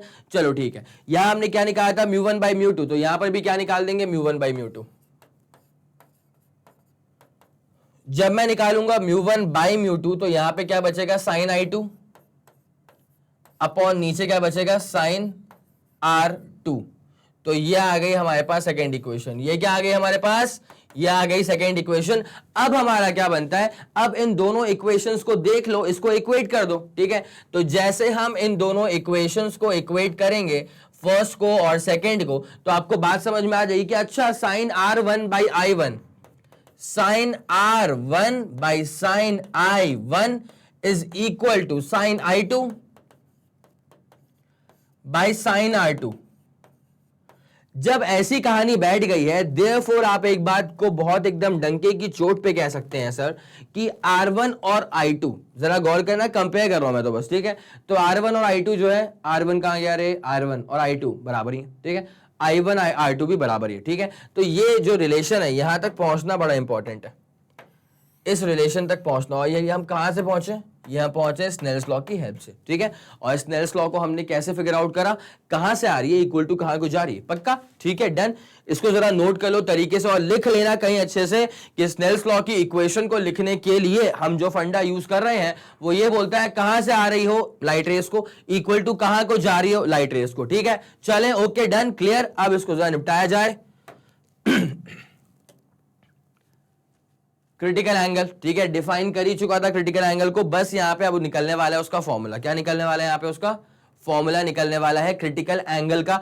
अब वो कैसे निकाला जाएगा इसका फॉर्मूला, उसके लिए आपको जरा ना एक बार वो डायग्राम आपको याद होना चाहिए, ठीक है। जो डायग्राम था हमारे पास, वो डायग्राम किस तरह का था आपको पता है ना, याद है, करें एक बार, देखो पूरा ऐसा ऐसा बना हुआ था, पूरा लिक्विड है ना, कोई सा भी लिक्विड हो सकता है, ये पूरा ऐसा लिक्विड बना हुआ था, ठीक है। उसके बाद क्या था कि एक ऑब्जेक्ट था बहुत नीचे की तरफ, ठीक है। तो ले लेते हैं इसको ऑब्जेक्ट को, एक ग्रीन कलर का object, this was the object. अब ये क्या प्रोड्यूस कर रहा है, लाइट रेज प्रोड्यूस कर रहा है। ये क्या प्रोड्यूस कर रहा है, लाइट रेज प्रोड्यूस कर रहा है। तो यहां से निकली लाइट रे जो कि निकल गई सीधे की तरफ। यहां तो कोई तकलीफ हो रही थी आपको, ठीक है। फिर एक और हल्की सी बेंड हुई थी इंटरफेस की तरफ, फिर और बेंड, फिर और बेंड, फिर और बेंड, ठीक है। बट मुझे फोकस करना है क्रिटिकल एंगल पे, ठीक है। मुझे कहाँ करना है अभी फोकस बेटा? क्रिटिकल एंगल पे। तो जब क्रिटिकल एंगल की मैं बात करूंगा आपसे, तो जो लाइट रेज यहाँ पे आ रही है ना, अब वो लाइट रेज क्या करेंगी? ग्रेस करना शुरू कर देंगी ऑन द इंटरफेस। कहाँ ग्रेस करना शुरू कर देंगी? On the interface. जब light rays on the interface graze करना शुरू कर देती है ना, तो आपको एक बात यहाँ पे क्लियरली समझ में आ जाएगी कि ये जो एंगल बन रहा है, this angle is 90 degree, this angle is 90 degree, ठीक है। अब लाइट रेज कहां से आ रही है? तो लाइट रेज आ रही है ऑब्वियसली डेंसर मीडियम से, तो μ2। और लाइट रेज कहां जा रही है? तो लाइट रेज जा रही है रेयर में, ऑब्वियसली μ1। कोई दिक्कत वाली बात है यहाँ पे? पक्का। अब जरा गौर करिए, सॉल्व कैसे करेंगे इसको हम, देखिए। जहां से आ रही है और इक्वल टू कहां को जा रही है? तो लाइट रेज कहां से आ रही है? डेंसर मीडियम से आ रही है μ2। और कितना एंगल बन रहा है? Critical angle is equal to light rays कहां पे जा रही है? μ1। और कितना एंगल बन रहा है? 90 डिग्री का बन रहा है। चलेगा आपको इतना? पक्का, डन, क्लियर। अब जरा गौर करिए, यहां से μ2 बाई μ1 इज इक्वल टू क्या हो जाएगा? साइन 90 बाई साइन सी। पक्का आ गया समझ? अब मैंने क्या करा, ये जो μ2 बाई μ1 है इसको बिल्कुल टच मत करना। साइन 90 तो 1 होता है और नीचे क्या आ रहा है? Sine of critical angle. क्या आपको इतनी बात पूरी समझ में आ गई है? पक्का, डन। तो एक तो आप ये वाला फॉर्मूला दिमाग में रख लो, ठीक है। एक तो आप ये वाला फॉर्मूला अच्छे से जरा दिमाग में रख लीजिएगा। तो μ2 बाई μ1 इज इक्वल टू क्या हो जाएगा? 1 साइन सी। और एक और छोटी सी बात मैं आपको बता रहा हूं, जरा गौर करिए। ये जो μ2 बाई μ1 है ना, मैंने बहुत बार बोल के रखा हुआ है कि जो μ2 बाई μ1 है ना, मैं इसको कई बार म्यू लिख देता हूं। लिखा जाता है, अपनी गलती नहीं है, ये कई बार लिखा जाता है μ2 बाई μ1 को म्यू। तो ये क्या हो जाएगा? 1 साइन सी। जहां पे जो ये C आ रहा है, this is the critical angle. ये जो C आ रहा है ये क्या है? This is the critical angle, ठीक है। क्या आपको ये वाली पूरी बात समझ में आ गई है? जल्दी बताओ, जल्दी बताओ, जल्दी बताओ, क्या आपको ये वाली पूरी बात समझ में आ रही है? तो म्यू इज इक्वल टू क्या हो जाएगा? 1 साइन सी। यहां कहा गया था कि what is the formula for the critical angle, तो ये रहा formula for the critical angle. Either use this और यूज दिस। मेरा कहना तो यह था कि यार मुझे लगता है कि ये वाला फॉर्मूला ना याद रखना ज्यादा अच्छा रहेगा, ठीक है। चलें, ओके, डन, क्लियर, आगे बढ़े। तो ये वाली बात समझ में आ गई आपको? तो म्यू इज इक्वल टू क्या आ गया? 1 साइन सी आ गया, ठीक है। अब मैं आपको ना इसके ऊपर एक और न्यूमेरिकल करवा रहा हूं जो कि आपका जो पूरा कॉन्सेप्ट है उसको अच्छे से ग्रिप दे देगा, ठीक है। देखो, find the velocity of light, find the velocity of light in a medium, find the velocity of light in a medium for which the critical angle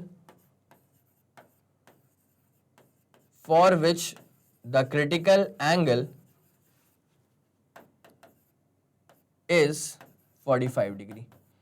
let's take it, ठीक है, कि हमारे पास एक मीडियम है जिसका जो क्रिटिकल एंगल है वो 45 डिग्री है। अब उस मीडियम में लाइट की वेलोसिटी क्या होगी वो आपको निकालना है, ठीक है। अब जरा गौर करिए, जो गिवन है ना उस पर जरा चलना शुरू करते हैं, ठीक है। तो हमको जो गिवन है वो ये गिवन है कि जो क्रिटिकल एंगल है वो है 45 डिग्री, मतलब सी की वैल्यू कितनी है? 45 डिग्री, ठीक है। अब आपको एक बात पता होती है कि आपको निकालना है, क्या आपको निकालना है कि what is going to be the velocity of light in that particular medium, मतलब V निकालना है। क्या निकालना है? V निकालना है। नाउ C अगर आपको गिवन है तो आप समझ सकते हैं कि mu is equal to 1 sine C होता है। म्यू इज इक्वल टू क्या होता है? 1 साइन सी। वो भी दरअसल μ2 by μ1 is equal to 1 sine C, और साइन सी बोले तो साइन 45 डिग्री, ठीक है। आपको पता है कि μ2 का मतलब जो भी डेंसर मीडियम होगा उसको μ2 ले लेंगे। उसके बाद रेयर यूजुअली क्या होता है? एयर होता है। एयर के लिए क्या होता है? इंडेक्स 1 होता है अप्रोक्सीमेटली। तो ये आ जाएगा 1 साइन 45। अब जरा गौर करना, साइन 45 की वैल्यू क्या होती है? 1/√2। साइन 45 की वैल्यू क्या होती है? 1/√2। तो म्यू का आंसर क्या आ जाएगा? √2। म्यू की वैल्यू क्या आ जाएगी? √2। क्या आपको इतनी बात समझ में आ गई है? पक्का। अब आपसे तो ये पूछा हुआ था कि what is the velocity of light. आपसे क्या पूछा हुआ था? आपसे ये पूछा है कि what is the velocity of light in that particular medium. तो आप जानते हैं कि रिफ्रैक्टिव इंडेक्स तो यार C/V होता है, लेकिन यहाँ पे गलती मत करना। ये वाला जो C है ना, ये वाला जो C है, ये कोई क्रिटिकल एंगल नहीं है। ये क्या है? वेलोसिटी ऑफ लाइट है। तो वेलोसिटी ऑफ लाइट को भी तो C से ही रिप्रेजेंट करते हैं ना। तो ये क्या हो जाएगा? 3 × 10⁸ अपॉन नीचे क्या आ रहा है? नीचे तो V आ रहा है ना। नीचे क्या आ रहा है? नीचे V आ रहा है। अब ये जो इंडेक्स है, ये जो रिफ्रैक्टिव इंडेक्स है, उसकी वैल्यू कितनी आ चुकी है? √2 आ चुकी है। 3 नाउ आपसे जो सवाल पूछा हुआ था that was the velocity of light in that particular medium, तो निकाल लेना है यहां से वेलोसिटी, ये कितनी आ जाएगी 3/√2 3/√2 into 10 to the power 8 metre पर second. It's as simple as that. ये आपका आंसर डन हो गया। ठीक है, जल्दी बताओ क्या आप लोग को ये वाली पूरी कहानी समझ में आ रही है उस टॉपिक के ऊपर, ये जो हमने अभी यहाँ पे पढ़ाया था आपको अभी। ठीक है, इसी टॉपिक के ऊपर आपको एक क्वेश्चन देकर के करवा दिया। ठीक है, जल्दी बताइए कि आपको समझ में आ गया। ओके डन, क्लियर, 3 2 1 रेडी गो डन। ठीक है, इसको नोट कर लो प्लीज। ठीक है, कर लिया होगा, चले। और इसको भी जल्दी नोट कर लीजिए बिकॉज इसी वाले फॉर्मूले के ऊपर तो हमारा वो कंटेंट आया था। जल्दी करिए जल्दी।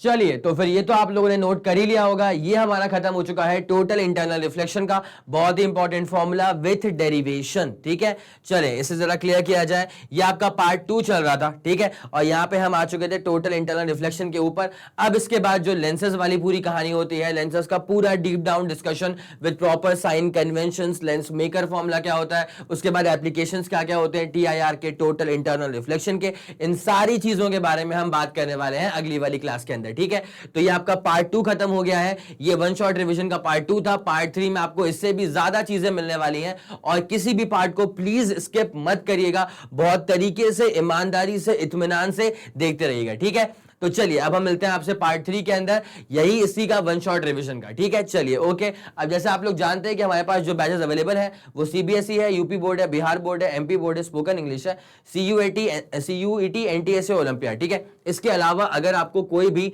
एडिशनल इंफॉर्मेशन चाहिए तो आप मैग्नेट ब्रेन्स के ऑफिशियल वेबसाइट पर विजिट कर सकते हैं। ठीक है, okay, thank you so much.